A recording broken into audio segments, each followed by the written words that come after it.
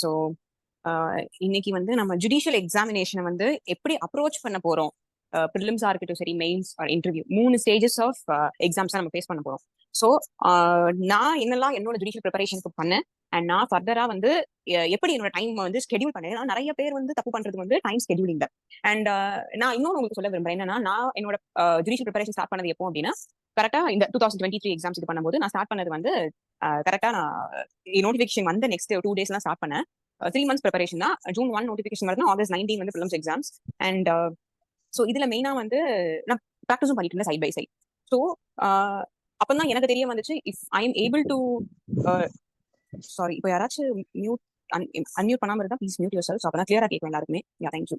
Okay, so அப்பதான் எனக்கு ஒரு விஷயம் தெரிய வந்துச்சு. என்ன அப்படின்னா, ஓகே, நம்மளால ப்ராக்டிஸ் பண்ணிட்டே இவ்வளோ படிக்க முடியுது அப்படின்னா, ஸோ ஆப்வியஸா வந்து ஃபுல் டைம் ப்ரிப்பேர் பண்றவங்களுக்கு வந்து ரொம்ப ஹெல்ப்ஃபுல்லா இருக்கும் இந்த செஷன் வந்து சொல்லிட்டு அப்பதான் எனக்கு தோணுச்சு. பிகாஸ் ப்ராக்டிஸ் பண்றதுனா சாதாரண விஷயம் கிடையாது. ப்ராக்டிசிங் அட்வொகேட்ஸ்க்கு தெரியும் கண்டிப்பா. அண்ட் இன்டர்ன் போயிருந்தா லா ஸ்டூடெண்ட்ஸ் உங்களுக்குமே தெரியும்.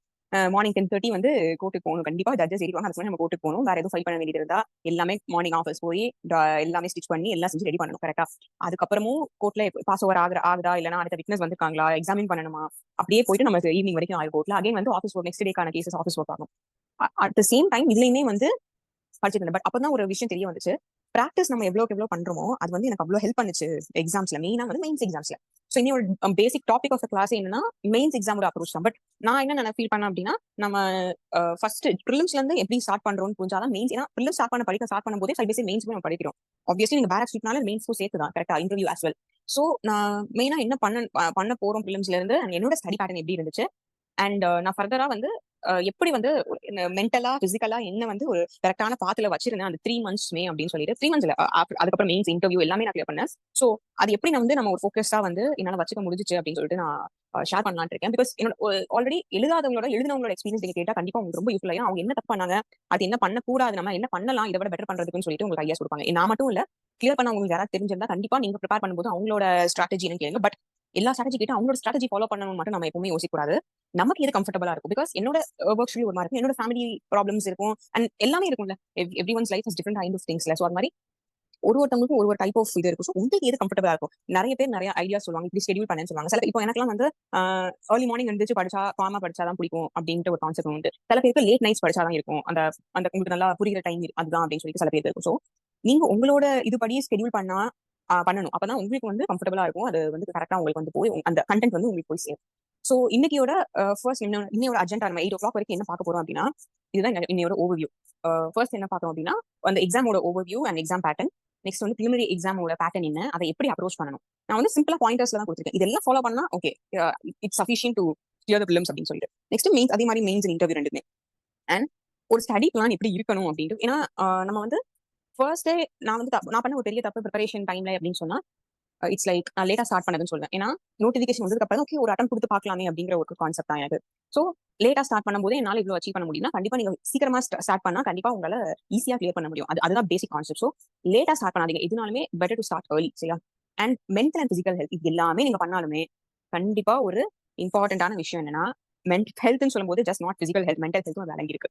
ஸோ இது எல்லாமே இன்னைக்கு எப்படி நம்ம ஒரு பாத்துல கொண்டு போறோம் அப்படிங்கறதா. அண்ட் நான் எப்படி இதை வந்து அப்ளை பண்ணேன் என்னோட லைஃப்ல அப்படின்னு சொல்லிட்டு தான் நான் இன்னைக்கு உங்களுக்கு ஷேர் பண்ண போறேன். அண்ட் நாட் மென்ஷன், நான் ஜுடிஷியல் ப்ரிப்பரேஷன் ஸ்டார்ட் பண்ணதுக்கு முன்னாடி நான் யூபிஎஸ்சி ஆக்சுவலா ரொம்ப தீவிரமா ப்ரிப்பேர் பண்ணிட்டு இருந்தேன். அண்ட் இப்பவும் பண்ணிட்டு தான் இருக்கேன். லைக் நான் மெயின்ஸ் கிளியர் பண்ண லாஸ்ட் இன்டர்வியூல தான் வந்து எனக்கு போச்சு. ஸோ ரெண்டுமே சைட் பை சைடா பண்ணும்போது ரொம்ப ஹெக்டிக்கா இருந்துச்சு. ஸோ அப்போ நம்ம சேனா நம்மளோட ஒரு பாத்வேய மைண்டை வந்து கிளியரா வச்சுக்கணும். ரொம்ப எக்ஸாஸ்ட் ஆயிடுறேன் மெயினா. அதுதான் நான் இப்போ ஒரு தடவை தோல்வி கண்டுட்டேன் அப்படின்னா, ஓகே என்னடா நம்ம இவ்வளவு படிச்சுமே நம்ம வந்து இவ்வளவு ஃபெயில் ஆயிடுமே அப்படின்னு சொல்லிட்டு 0.1 or 2 போயிடுச்சு அப்படின்னு சொல்லிட்டு நம்ம ரொம்ப கவலைப்பட்டு இருக்கோம். அதை வந்து ஆப்வியஸ்லி இருக்கும், கண்டிப்பா இருக்கும். அதுவும் இவ்வளவு நம்ம ஒர்க் பண்ணிட்டு கிடைக்கலாம், அதோட வழி வந்து கண்டிப்பா இல்லை, புரியுது.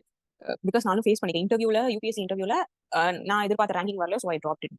அதனால அது ரொம்ப பெரிய கஷ்டமா இருந்துச்சு எனக்கு at end of the day.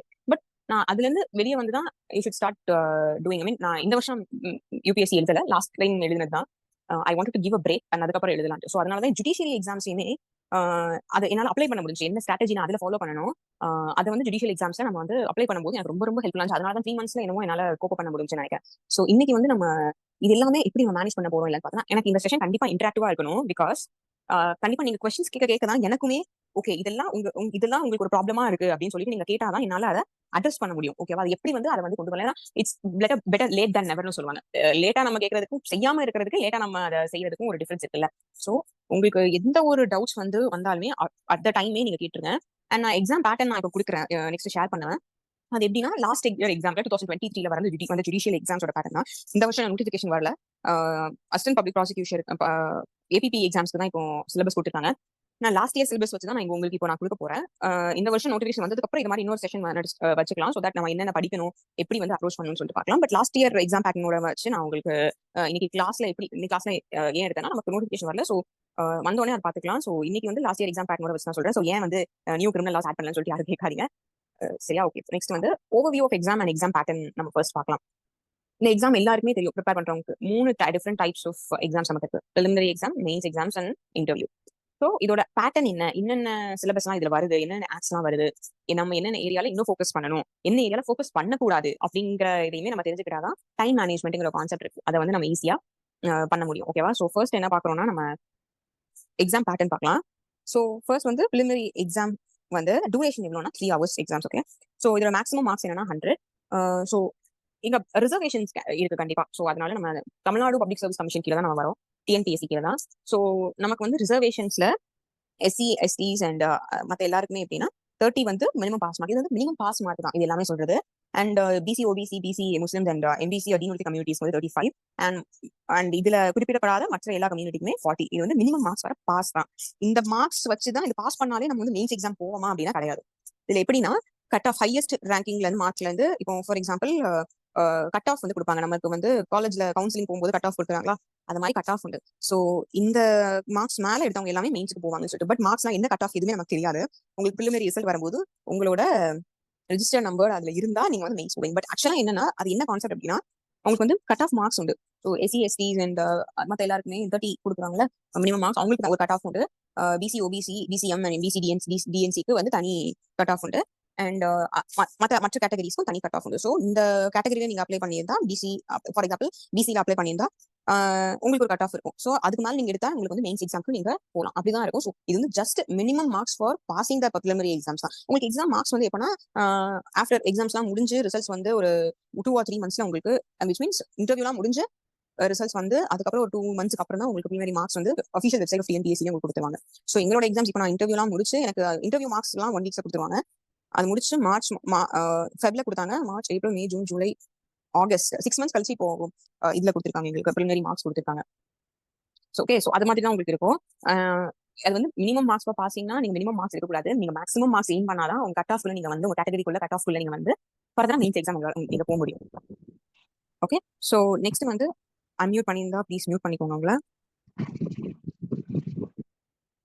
Okay. So next என்னன்னு பாத்தீங்கன்னா மெயின்ஸ் எக்ஸாம் வந்து மொத்தம் 4 பேப்பர் இருக்கு. டிரான்ஸ்லேஷன், லா பேப்பர் 1, 2, 3 இது எல்லாமே 3 hours எக்ஸாம்ஸ். லா பேப்பர் 1, 2, 3 என்ன வரும்னு சொல்லிட்டு நான் ஃபர்தரா நம்ம எலாபரேட்டா மெயின்ஸ் எக்ஸாம் பத்தி பார்க்கும்போது நான் கண்டிப்பா சொல்றேன். அண்ட் இதுக்குமே மினிமம் மார்க்ஸ் சேம் 30%. ஒரு பேப்பர் ஈச் பேப்பர்ல 30% மேல எடுத்திருந்தா ஃபார் எஸ்சி எஸ்சிஏஸ் and STs and BC OBCM and BCM MBC and டிஎன்சிக்கு 35% ஈச் பேப்பர்ல. அண்ட் மற்ற கம்யூனிட்டிஸ் எல்லாருமே 40% ஈச் பேப்பர்ல. இதுக்கு மேல எடுத்திருந்தா மெயின் எக்ஸாம். ஸோ இதுவுமே சேம் தான். இது வந்து மினிமம் மார்க்ஸ் நீங்க எடுத்து பாஸ் பண்ணா மட்டும் கிடையாது, உங்களுக்கு ஒரு கட் ஆஃப் உண்டு. ஸோ இந்த கட் ஆஃப் வந்து நீங்க கிராஸ் பண்ணலாம். மேக்ஸிமம் மார்க்ஸ் என்னன்னா 100 ஈச் பேப்பருக்கு. ஸோ 400 மார்க்ஸ் உங்களுக்கு வரும். ஸோ 400 மார்க்ஸ்ல மேக்ஸிமம் மார்க்ஸ் கால்குலேட் பண்ணி யார் எடுத்துப்பாங்களோ அதுல இருந்து கட் ஆஃப் வந்து உங்களுக்கு general cut off, average cut off calculate பண்ணி கொடுப்பாங்க. அதுக்கு மேல எடுத்தவங்க தான் உங்களுக்கு இன்டர்வியூ, தட் இஸ் வைவா ஓசி எக்ஸாமினேஷனுக்கு உங்களை வந்து அலோ பண்ணுவாங்க. ஸோ அதுவுமே உங்களுக்கு மார்க்ஸ் தெரியாது. அது வந்து இன்டர்வியூ முடிஞ்சு 1 weekல உங்களுக்கு mains mark plus interview marks ரெண்டுமே சேர்த்து தான் உங்களுக்கு கொடுப்பாங்க. அது வரைக்கும் நீங்க மெயின்ஸ்ல எவ்வளவு ஸ்கோர் பண்ணிருக்கீங்கன்னு தெரியாது. உங்களுக்கு ஜஸ்ட் இவங்க எல்லாம் பாஸ் பண்ணிருக்காங்க, கிளியர் பண்ணிருக்காங்க மெயின்ஸ் சொல்லிட்டு உங்க ரெஜிஸ்டர் நம்பர் வரும். அப்பதான் உங்களுக்கு தெரியும் ஓகே நம்ம மெயின்ஸ் கிளியர் பண்ணிருக்கோம்னு சொல்லிட்டு. அண்ட் லாஸ்ட் என்னன்னா வைவா ஓசி எக்ஸாமினேஷன். இது மேக்ஸிமம் மார்க் 60. ஸோ இப்போ ஃபைனல் ஸ்கோரிங்ஸ் எடுக்கும்போது எப்படி எடுப்பாங்க அப்படின்னா 460 மார்க்ஸ் உங்களுக்கு எடுப்பாங்க. 460 ஏன்னா 400 each paper 4, I mean each paper 100 4 papers 400 and நீங்க வந்து 60. ரெண்டுமே பிரிலிமினரி எக்ஸாம் வந்து final result preliminary exam marks final results calculate பண்ண மாட்டாங்க. Only viva voce exams and mains ரெண்டோட கியூமுலேட்டிவ் மார்க்ஸ் சேர்த்து தான் உங்களுக்கு ஃபைனல் மார்க்கிங் வரும். அதுல இருந்து தான் உங்களுக்கு ரேங்கிங்ஸ் கொடுத்து உங்களுக்கு வந்து போஸ்டிங்ஸ் நீங்க உங்களுக்கு அலாட் பண்ணிருக்காங்களா இல்லையான்னு சொல்லிட்டு உங்களுக்கு தெரியும். அண்ட் இதோட maximum mark 60. So minimum pass mark வந்து 18 எடுத்தாலும் இது வந்து டைரக்ட் எக்ஸாம்ல வைவா ஓசிங்கிறதுனால இன் பர்சன் இன்டர்வியூ. ஸோ அதனால உங்களுக்கு வந்து மினிமம் மார்க்ஸ் 18. அதுல வந்து கேட்டகரி எதுவுமே பார்க்க மாட்டாங்க. ஓகே. ஸோ ரிசர்வேஷன் இல்லாம ஒரு டெஸ்ட் நடத்தாங்க வைவா ஓசி எக்ஸாம். ஸோ அதுல 18 எல்லா கேட்டகரி ஆஃப் கேண்டிடேட்ஸ்க்குமே 18 தான் minimum pass mark. Okay. So இதுதான் overview of examination. So என்ன ஸ்கோரிங் எல்லாம்ட்டு பேசிக்கா வந்து எல்லா வருஷமும் சொல்றது preliminary எக்ஸாம்ஸ்க்கு நீங்க போயிட்டு preliminary எக்ஸாம்ஸ் எழுதிட்டு வந்தோடனே you have question paper in hand. So ஒரு 10 ஒரு மேக்ஸிமம் 1 வீக் உள்ள வந்து உங்களுக்கு கீ அஃபிஷியல் கீ கொடுத்துருவாங்க preliminary எக்ஸாம்ஸ். அதுக்கப்புறம் ஒருவேளை உங்களுக்கு ஆன்சர்ஸ் அவங்க கொடுத்துருவாங்க கீழே, அந்த கீயை டிஸ்பியூட் பண்ணணும்னாலும் நீங்க டிஸ்பியூட் பண்ணலாம். அதுக்கும் ஒரு விண்டோ கொடுப்பாங்க, ஒரு 30 days விண்டோ கொடுப்பாங்கன்னு நினைக்கிறேன் மேக்ஸிமம். அதுக்கு நீங்க வித் இல்ல நீங்க கொடுத்துருக்க ஆன்சர் தப்பு, இந்த ஆன்சர் தான் இந்த கொஸ்டினுக்கு கரெக்ட் அப்படின்னு ஃபீல் பண்ணா நீங்க டிஸ்பியூட் ரைஸ் பண்ணலாம். அதுக்கு உங்களுக்கு ஒரு maximum I think 30 days window கொடுத்தாங்கன்னு நினைக்கிறேன், கொடுப்பாங்க. அண்ட் அதுல வந்து வித் என்ன எதுல நீங்க வந்து கரெக்டான ஆன்சர் படிச்சீங்களோ, ஃபார் எக்ஸாம்பிள் பேராக்ஸா இருக்கட்டும், ஆர் அப்ரூவ் கமெண்ட்ரிஸா இருக்கட்டும், ஆர் ப்ரீசிடன்ஸா இருக்கட்டும், அதுக்கான கரெக்ட் ஆன்சர் வித் எவிடன்ஸோட நீங்க அப்லோட் பண்ணா அதுக்கு ரிவைஸ் கீன்னு சொல்லிட்டு அதுக்கப்புறம் கொடுப்பாங்க. ஒரு நெக்ஸ்ட் 30 days ஒரு ரிவைஸ் கீ கொடுப்பாங்க. ஸோ உங்களுக்கு எதாவது டிஸ்பியூட் இருந்தா கூட நீங்க அதை ரைஸ் பண்ணிக்கலாம் ஆன்சர் கீ வந்தோடனே. ஸோ இதுதான் பேசிக் வந்து மெயின்ஸ் எக்ஸாம்ஸ் ஆப்வியஸ்லி கீ கிடையாது, because descriptive type exam. So அதுக்கு வந்து கீன்னு தனியா கிடையாது.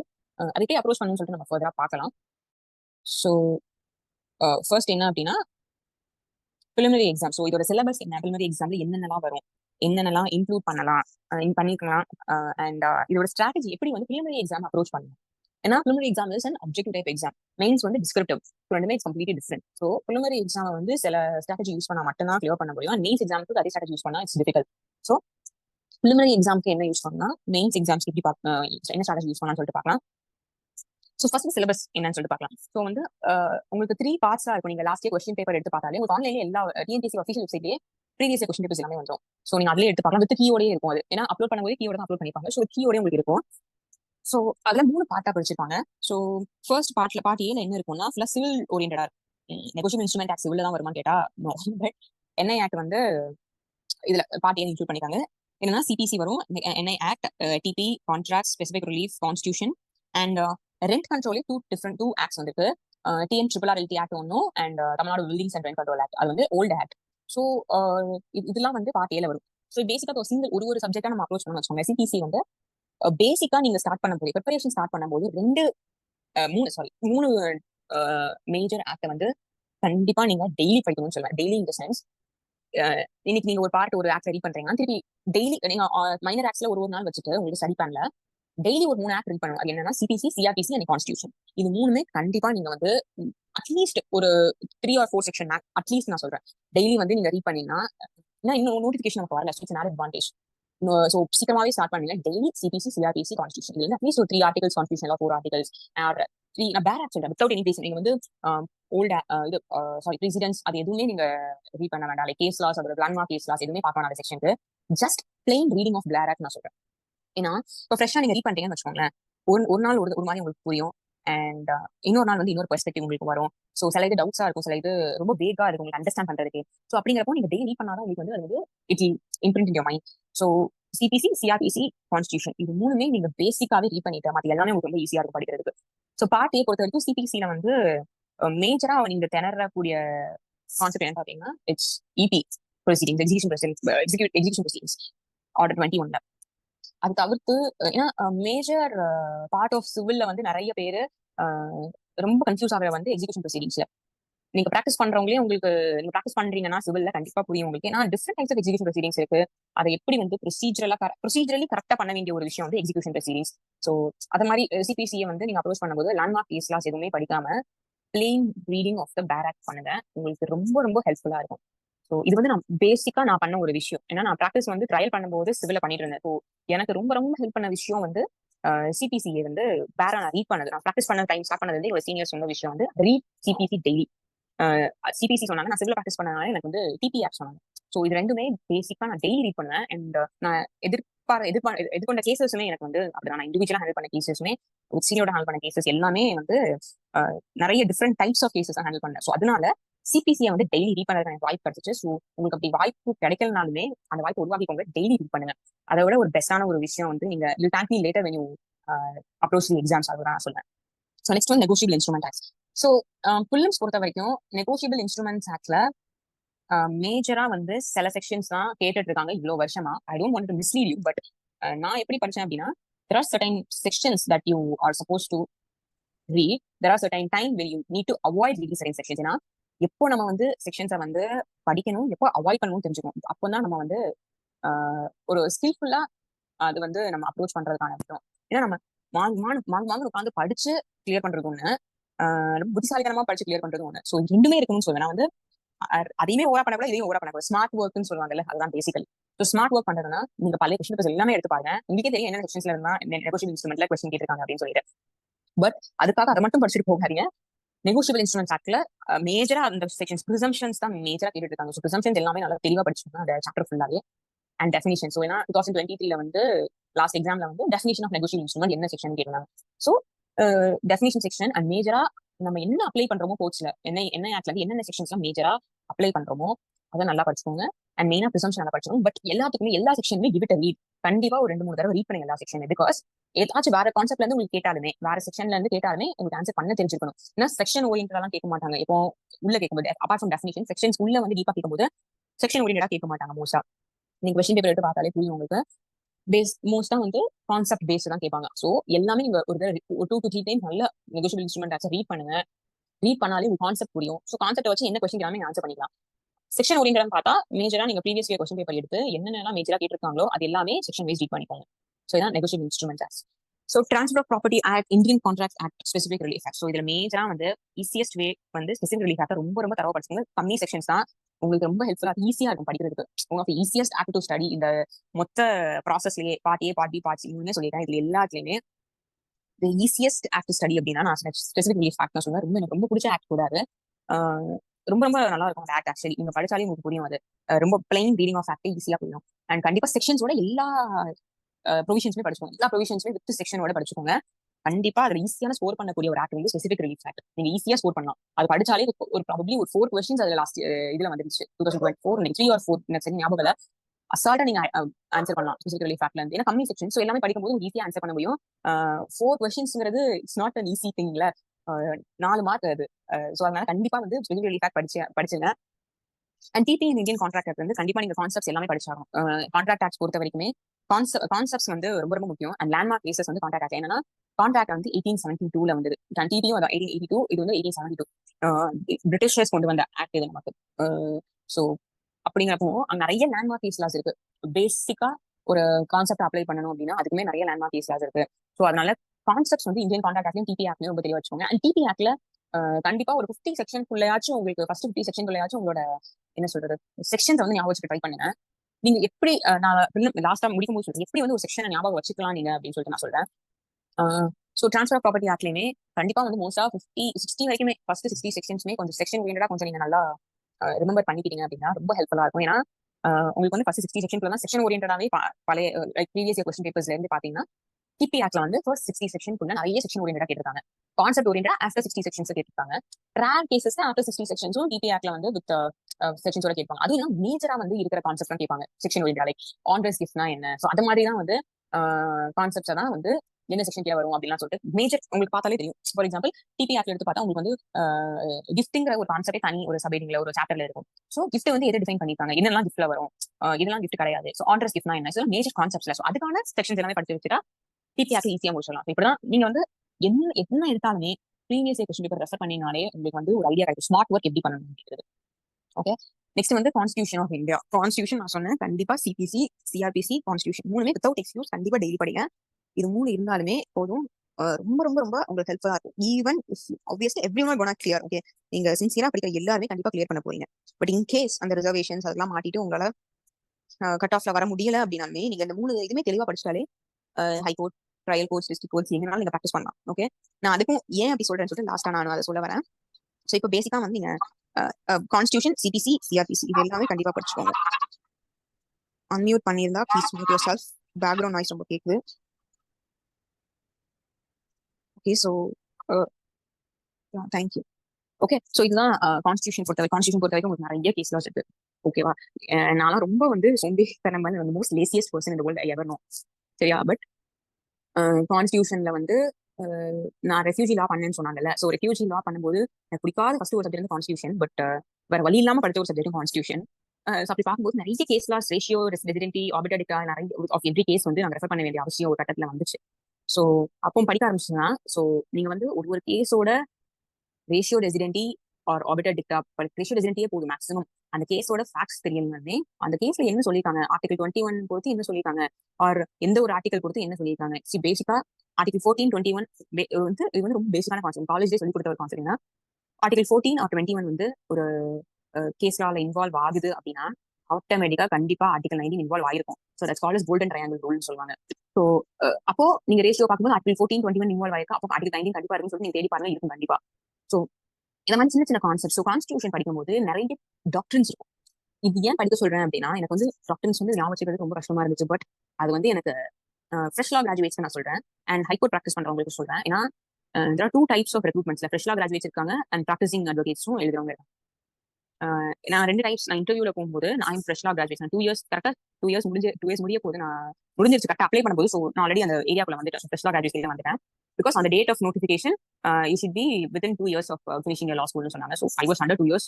இப்போ நான் ப்ராக்டிசிங் அட்வொகேட் எழுத முடியும். ஸோ 2 இயர்ஸ் கீழே இருக்கும்போது உங்களோட கொஸ்டின் வந்து இன்டர்வியூல கேட்கறது வேற மாதிரி இருக்கும்.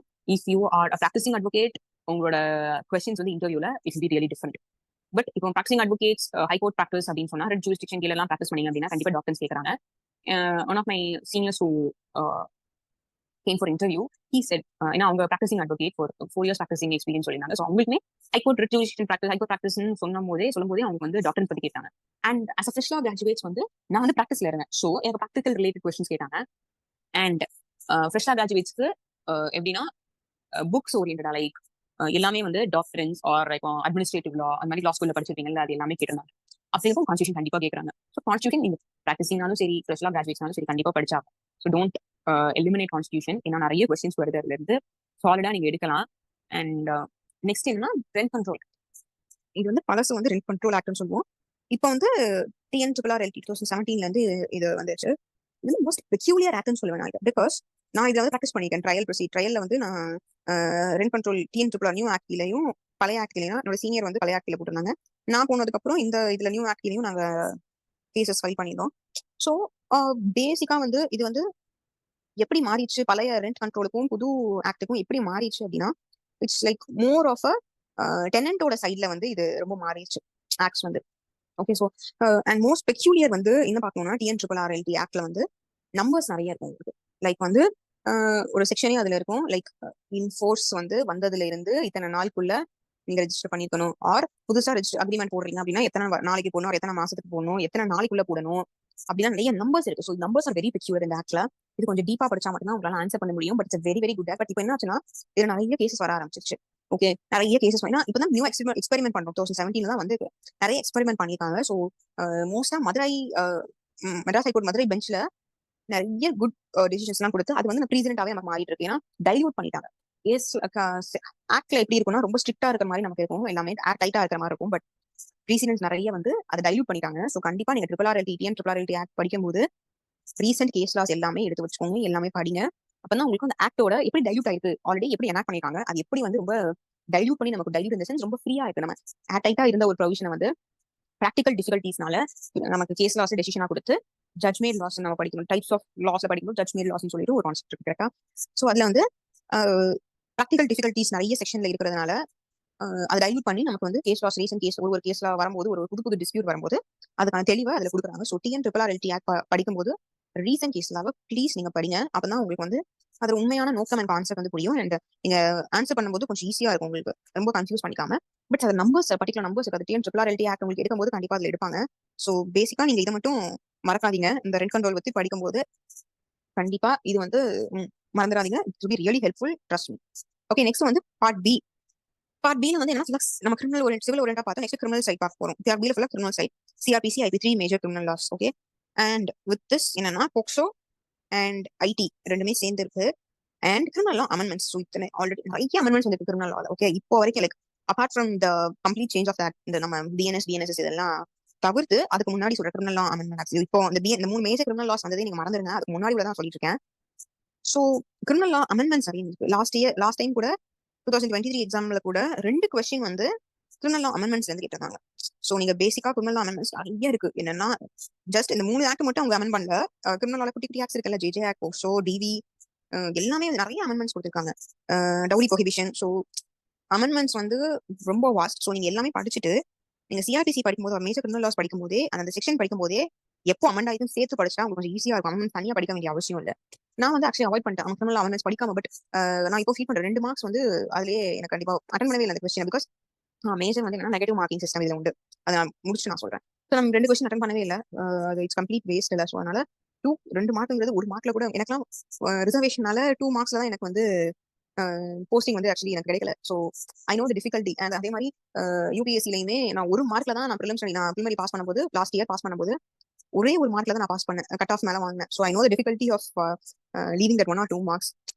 ஸோ பேசிக்கா இது வந்து என்ன அப்படின்னா கிரிமினல் அமெண்ட்மெண்ட்ஸ் வந்து தனியாக உங்களால் படிக்க முடியாது. ஸோ என்ன பண்றீங்க, மேஜர் லாஸ் படிக்கும் போதே எப்போ அமெண்ட் ஆயிருக்காங்க அந்த செக்ஷன் அப்படின்னு சொல்லிட்டு கொஞ்சம் அட்லீஸ்ட் ரிமெம்பர் பண்ணி எப்படியாச்சும் ஒரு கனெக்ஷன் வச்சு ரிமெம்பர் ட்ரை பண்ணுங்க. ஃபார் எக்ஸாம்பிள் ரேப்ல வந்து லாஸ் கொண்டு வந்திருக்காங்க அப்படின்னா மேஜரா வந்து நிர்பயா கேஸ் அப்புறம் 2013 அப்புறம் வந்திருக்காங்க. ஸோ 2013 அமெண்ட்மெண்ட் கொண்டு வந்திருக்காங்க. ஸோ அப்படி ஒரு ஏதாச்சும் ஒரு கேஸ் ரிலேட் பண்ணி ஏன் அந்த கிரிமினல் அமெண்ட்மெண்ட் கொண்டு வந்தாங்க அந்த நோக்கம் வந்து உங்களுக்கு புரிஞ்சாலும் உங்களுக்கு வந்து கொஞ்சம் உங்களுக்கு ஈஸியா இருக்கும் அமெண்ட்மெண்ட் வந்து ரிமெம்பர் பண்ணதுக்கு. நெக்ஸ்ட் என்னன்னு பாத்தீங்க அப்படின்னா போக்சோ போக்சோ ஐடி வந்து கண்டிப்பா இந்த ஆஃப்டர் அதுவும் இந்த நியூ ஆக்ட்லாம் கிரிமினல் லா கொண்டு வந்ததுக்கு அப்புறம் போக்சோ ஐடி ஆக்ட் வந்து கண்டிப்பா நல்லா படிச்சுக்கோங்க. ஏன்னா நம்ம அப்ளை பண்ண போறது இந்த ஃபோர்த் கமிங் இதுல வந்து நீங்க ஜட்ஜஸா வரும்போது நீங்க நிறைய வந்து ஐடி ஆக்ட் வச்சு மட்டும்தான் உங்களால வந்து ஜட்மெண்ட்ஸ் கொடுக்க போறீங்க. If you are becoming a JM or any kind of criminal சைட்ல நீங்க இருந்தா. ஸோ ஐடி வந்து ரொம்ப ரொம்ப முக்கியம். அண்ட் மேஜரா என்னன்னா ஐடில ஒரு 5 to 6 மேஜர் கேசஸ் இருக்கு. ஸோ அதை வந்து கண்டிப்பா நீங்க ஐடி லாஸ் சொல்றேன்னா அது அந்த கேஸ் ஃபுல்லாவே படிச்சிருந்தேன்னு சொல்லுவேன். ஒரு 5 தான் இருக்கும் மேக்ஸிமம் லேண்ட்மார்க் கேஸ்ங்கிறது. ஒரு 5 தான் இருக்கும். ஸோ அதை கண்டிப்பா நீங்க நல்லா ஃபுல்லா படிச்சோம். நிறைய கான்செப்ட் வந்து அந்த for example Anwar Yusuf Basheer, Shreya Singhal union of India. So அதுல எல்லாமே வந்து மேஜரா எல்லா செக்ஷன்லயுமே மேஜர் செக்ஷன்லயுமே டச் பண்ணிட்டு போயிருப்பாங்க ஜட்மெண்ட்ஸ்ல. ஸோ அப்படிங்கிறப்போ உங்களுக்கு கண்டிப்பா நீங்க ஐடி ஆக்ட் வந்து படிச்சுக்கோங்க. And POCSO one of the easiest act to study. Specific relief act மாதிரி அதுவும் புதிய ஆக்ட். ஸோ ஈஸியா படிக்கலாம். ஏன்னா sexual assault aggravated sexual assault அப்படிதான் இருக்கும். உங்களுக்கு வந்து ஈஸியா இருக்கும். உங்களுக்கு ஈஸியா ஞாபகம் வச்சுக்க மாதிரி என்ன பனிஷ்மெண்ட்ஸ் தான் வேலி ஆகும். மற்றபடி செக்ஷுவல் அசால்ட்னா என்ன, அக்ரிவேட்டட் செக்ஷுவல் அசால்ட் என்ன, அக்ரிவேட்டட் பெனிட்ரேட்டிவ் செக்ஷுவல் அசால்ட் இந்த மாதிரி தனித்தனி கான்செப்ட்ஸ் நிறைய இருக்கு. திஸ் கான்செப்ட் ஓரியன்ட் நிறைய இருக்கு. And it is easy to remember POCSO வந்து. ஓகேவா. அண்ட் நெக்ஸ்ட் என்னன்னு பாத்தீங்கன்னா பார்ட் சில என்ன வரும் அப்படின்னா பேசிக்கா reasoning and mental ability test பண்றது மாதிரி வந்து உங்களுக்கு வரும். அண்ட் ஜெனரல் நாலேஜ் கொஸ்டின்ஸ் இருக்கும். ஸோ ஜெனரல் நாலேஜ் நீங்க பயப்பட வேண்டிய அவசியம் எதுவுமே இல்லை. If you are ardent reader of newspaper அப்படின்னா உங்களுக்கு இது பண்ற மாதிரி எதுவுமே கிடையாது. ஈஸியா தான் இருக்கும். ஓகேவா. டெய்லி நியூஸ் பேப்பர்ஸ் ரீட் பண்ணுங்க. அதுல மேஜரா லா ரிலேட்டட் கிடையாது. மோஸ்டா லா ரிலேட்டா கேட்க மாட்டேங்கிறாங்க. ஜெனரல் நாலேஜ்ல ஜென்ரலா கேட்கறாங்க. லைக் எப்படி சொல்றது, இப்போ ஏதாச்சும் ஒரு வேர்ல்ட் ரெக்கார்ட் நடந்திருக்கு அப்படின்னா அதை பத்தி ஆர் இஃப் யுவர் ஸ்போர்ட்ஸ் மோஸ்டா வந்து ஒரு 2-3 கொஸ்டின் ஸ்போர்ட்ஸ் ஒட்டி வருது. அண்ட் அதர்ஸ் எப்படின்னா ஒரு எப்படி சொல்றது ஒரு லேண்ட்மார்க்கா சில இது இருக்கும்ல, சில ஆக்ட் நடந்திருக்கும். அதை மாதிரி எல்லாம் கேட்கறாங்க. ஸோ பேசிக்கா நீங்க நியூஸ் பேப்பர் ரீட் பண்ணாலே you will be able to answer. So அதனால ஒரு பிரச்சனையும் இல்லை அதை பொறுத்த வரைக்கும். And test of reasoning and mental ability வந்து அதுவுமே ரொம்ப ஈஸியான கொஸ்டின்ஸ் தான். லைக் எப்படின்னா இப்போ ஒரு நம்பர்ஸ் கொடுக்குறாங்க வச்சுக்கோங்க, 6, 12, 18 அப்படின்னா ஒரு நம்பர் சீரிஸ் ஆஃப் நம்பர் கொடுத்து நெக்ஸ்ட் என்ன நம்பர் வரும் அது மாதிரி தான் கேட்பாங்க. ஸோ அப்படிங்கிறப்போ உங்களுக்கு பேசிக் ஸ்டாண்டர்டான கொஸ்டின்ஸ் நீங்க நிறைய அட்டன் பண்ணிருப்பீங்க, ஸ்கூல்லேயே அந்த மாதிரி படிச்சிருப்பீங்க. ஸோ அதை பத்தி நீங்க ஒரி பண்ணிக்க வேண்டிய அவசியம் இல்லை. பட் இதெல்லாம் என்னன்னா ஸ்கோரிங் ஏரியாஸ். இதெல்லாம் ஈஸியான ஏரியா டு ஸ்கோர்னு சொல்லுவேன். ஏன்னா ஒரு மார்க்ஸுமே நான் சொல்றேன் அது ரொம்ப ரொம்ப இம்பார்ட்டன்ட். ஸோ இது ஈஸியான ஸ்கோரிங் ஏரியாஸ்லாம் இதுல கீழே தான் வரும். ஸோ அதனால நீங்க ஈஸியா ஸ்கோர் பண்ணக்கூடிய இடம் வந்து இது. அண்ட் இன்னொன்று என்ன அப்படின்னா நோட்ல கொடுத்துருக்கேன் பாருங்க, மைனர் ஆக்ட்ஸ் மென்ஷன் இந்த syllabus only illustrative and not exhaustive. So minor acts சொல்றோம்ல, ஃபார் எக்ஸாம்பிள் போக்சோ ஐடி எல்லாம் கொடுத்துருக்காங்க இங்க. ஆனா இது போக கொஸ்டின்ஸ் வந்து இது மட்டும் கிடையாது, இது மாதிரி மத்த என்னெல்லாம் இருக்கோ அதுவும் சேர்த்து தான் வரும் அப்படின்னு சொல்லுவாங்க. இட்ஸ் லைக் போக்சோ மட்டும் இதை கொடுத்துருக்க மட்டும் கிடையாது, இது போக என்னெல்லாம் மைனர் ஆக்ட்ஸ் இருக்கு, டொமஸ்டிக் வயலன்ஸ் ஆக்ட் இருக்கு, ரவுடி ப்ரொஹிபிஷன் ஆக்ட் இருக்கு, ஜுவனல் ஜஸ்டிஸ் ஆக்ட் இருக்கு. ஸோ இது மாதிரி உள்ள மைனர் கிரிமினல் ஆக்ட்ஸ்மே மேஜரா நம்ம வந்து ப்ராக்டிஸ் பண்றப்ப என்னெல்லாம் மைனர் ஆக்ட்ஸ் யூஸ் பண்றோம் அதெல்லாம் படிச்சுக்கோங்க. ஏன்னா இல்ல கொடுக்கல அதெல்லாம் படிக்கல அப்படின்னு சொல்லாதீங்க. பிகாஸ் கொஸ்டின் வந்து ரவுடி ப்ரொஹிபிஷன்ல இருந்து வரும், ஜிஜே ஆக்ட்ல இருந்தும் வரும். ஸோ அதனால அதை தயவு செய்து இக்னோர் பண்ணாதீங்க. மைனர் ஆக்ட்ஸ்ல கண்டிப்பா நீங்க ஸ்கோர் பண்ணலாம். ஓகே. அண்ட் இதுதான் ப்ரிலிமினரி எக்ஸாமோட இது கான்செப்ட். ஓகேவா. இதெல்லாம் பேட்டர்ன். ஸோ இதுல வந்து என்னன்னா நெகட்டிவ் மார்க்கிங்ஸ் வரும் நமக்கு. ஸோ 0.10 வந்து நெகட்டிவ் மார்க்கிங்ஸ் நமக்கு. ஸோ ஃபுல் மார்க்ஸ் வந்து ஒரு 100 கொஸ்டின்ஸ் இருக்கும், 100 மார்க்ஸ். அதுல நீங்க எத்தனை இப்போ ஃபார் எக்ஸாம்பிள் நீங்க 60 கொஸ்டின்ஸ் ஆன்சர் பண்ணிருக்கீங்க அப்படின்னா அது 30 கொஸ்டின்ஸ் தான் உங்களுக்கு ஷுவரா தெரியும் அப்படின்னா 30 கொஸ்டின்ஸ் வந்து நெகட்டிவ் மார்க்கிங்ஸ் வர வாய்ப்பு இருக்கா. ஸோ 0.10 மார்க்ஸ் வந்து நீங்க எவ்வளவு ஆன்சர் பண்ணிருக்கீங்க. ஃபார் எக்ஸாம்பிள் 60 கொஸ்டின்ஸ் ஆன்சர் பண்ணிருக்கீங்க, அது 30 வந்து கரெக்ட் ஆன்சர் அப்படின்னா 30 மார்க்ஸ் கொடுத்துருவாங்க. அதுல இருந்து எத்தனை தப்புனா மீதி வந்து அடுத்த ஒரு 30 மார்க்ஸ் 30 கொஸ்டின்ஸ் தப்பு. ஸோ அப்படி போகும் 3 மார்க்ஸ் போகும். ஸோ 3 மார்க்ஸ் மைனஸ் பண்றாங்க அதுல இருந்து. ஏன்னா 0.10 தானே 0.10 நெகட்டிவ் மார்க்ஸ். ஸோ 10 கொஸ்டின் தப்பா ஆன்சர் பண்ணா 1 மார்க் போகும். ஸோ நெக்ஸ்ட் 3 கொஸ்டின்ஸ் 3 மார்க்ஸ் போதா. ஸோ 3 மார்க்ஸ் போகும்போது 30 உங்களோட ஸ்கோர் என்னவா இருக்கும், 27 இருக்கும். ஸோ இப்படிதான் வந்து உங்களுக்கு இது வருது. ஓகேவா? ஓகே, நெக்ஸ்ட் வந்து என்ன அப்படின்னு பார்த்தா, எப்படி வந்து நம்ம வந்து ப்ரிலிம்ஸ் அப்ரோச் பண்ணலாம் அப்படிங்கிறது ஒரு 7 பாயிண்ட்ஸ் ஓட உங்களுக்கு ஒரு கரெக்டா கொடுத்துட்டேன். என்ன அப்படின்னா, ஃபர்ஸ்ட் வந்து சிலபஸையும் எக்ஸாம் பேட்டர்னையும் நீங்க படிச்சோம். ஏன்னா நிறைய பேர் வந்து எக்ஸாம் பேட்டர்ன் என்னன்னே தெரியாம படிச்சுட்டு இருப்பாங்க. அது வந்து ரொம்ப ரொம்ப தப்பான விஷயம். நீங்க ஏன்னா எங்க ஸ்டார்ட் பண்ணி எங்க முடிக்கணும்னு உங்களுக்கு தெரியாது. ஸோ ஃபர்ஸ்ட் வந்து சிலபஸ் அண்டர்ஸ்டாண்ட் பண்ணுங்க, எக்ஸாம் பேட்டர்ன் அண்டர்ஸ்டாண்ட் பண்ணுங்க. அதுவே நீங்க வந்து ஒரு first step to clear, first step in clearing preliminary exam சொல்லுவேன். And next comprehensive reading of bare acts. Preliminary exam பொறுத்த வரைக்கும் நீங்க லேண்ட்மார்க் கேஸஸ் விட பேராக்ஸ் எவ்வளவு ரீட் பண்றீங்களோ அவ்வளோக்கு எவ்வளோ உங்களுக்கு வந்து ரொம்ப ரொம்ப ஈஸியா இருக்கும். ஏன்னா மோஸ்டா உங்களுக்கு கொஸ்டின் எப்படி கேட்க போறாங்க அப்படின்னா, பேராக்ஸ்ல உள்ள கான்செப்ட்ஸ் வச்சு தான் கேட்க போறாங்க. கிரிமினல்லாம் எப்படி கேட்கறாங்க அப்படின்னா, உங்களுக்கு இல்லஸ்ட்ரேஷன் இருக்குமா, நீங்க இந்த கிரிமினல் லாஸ், மேஜர் லாஸ் இப்போ வந்து விட்டுருங்க, ஐபிசி சிஆர்பிசியில எடுத்துக்கிட்டீங்க அப்படின்னா, எவிடன்ஸ் எடுத்துக்கிட்டீங்கன்னா, இல்லஸ்ட்ரேஷன் அப்படின்னு சொல்லிட்டு ஒரு கான்செப்ட் எல்லா இதுல கேள்வினா உங்களுக்கு அண்டர்ஸ்டாண்ட் பண்ணுறதுக்காக இல்லஸ்ட்ரேஷன் கொடுத்துருவாங்க. அந்த இல்லஸ்ட்ரேஷன் தான் பாதி நேரம் என்ன பண்றாங்க, கொஸ்டினாவே கொடுக்குறாங்க. சோ இது என்ன செக்ஷன் கீழே வரும் அப்படிலாம் சொல்லிட்டு, என்ன செக்ஷன் சென்ஸ் என்ன கான்செப்ட் கீழே வரும்லாம் கேட்பாங்க. சோ பேராக்ஸ் கண்டிப்பா வந்து எவ்வளவு ரீட் பண்றீங்களோ அவ்வளவு ஃபிலிம்ஸ் வந்து ரொம்ப ரொம்ப ஈஸியா இருக்கும் பண்றது. ஓகே, நெக்ஸ்ட் என்ன standard text book and commentaries.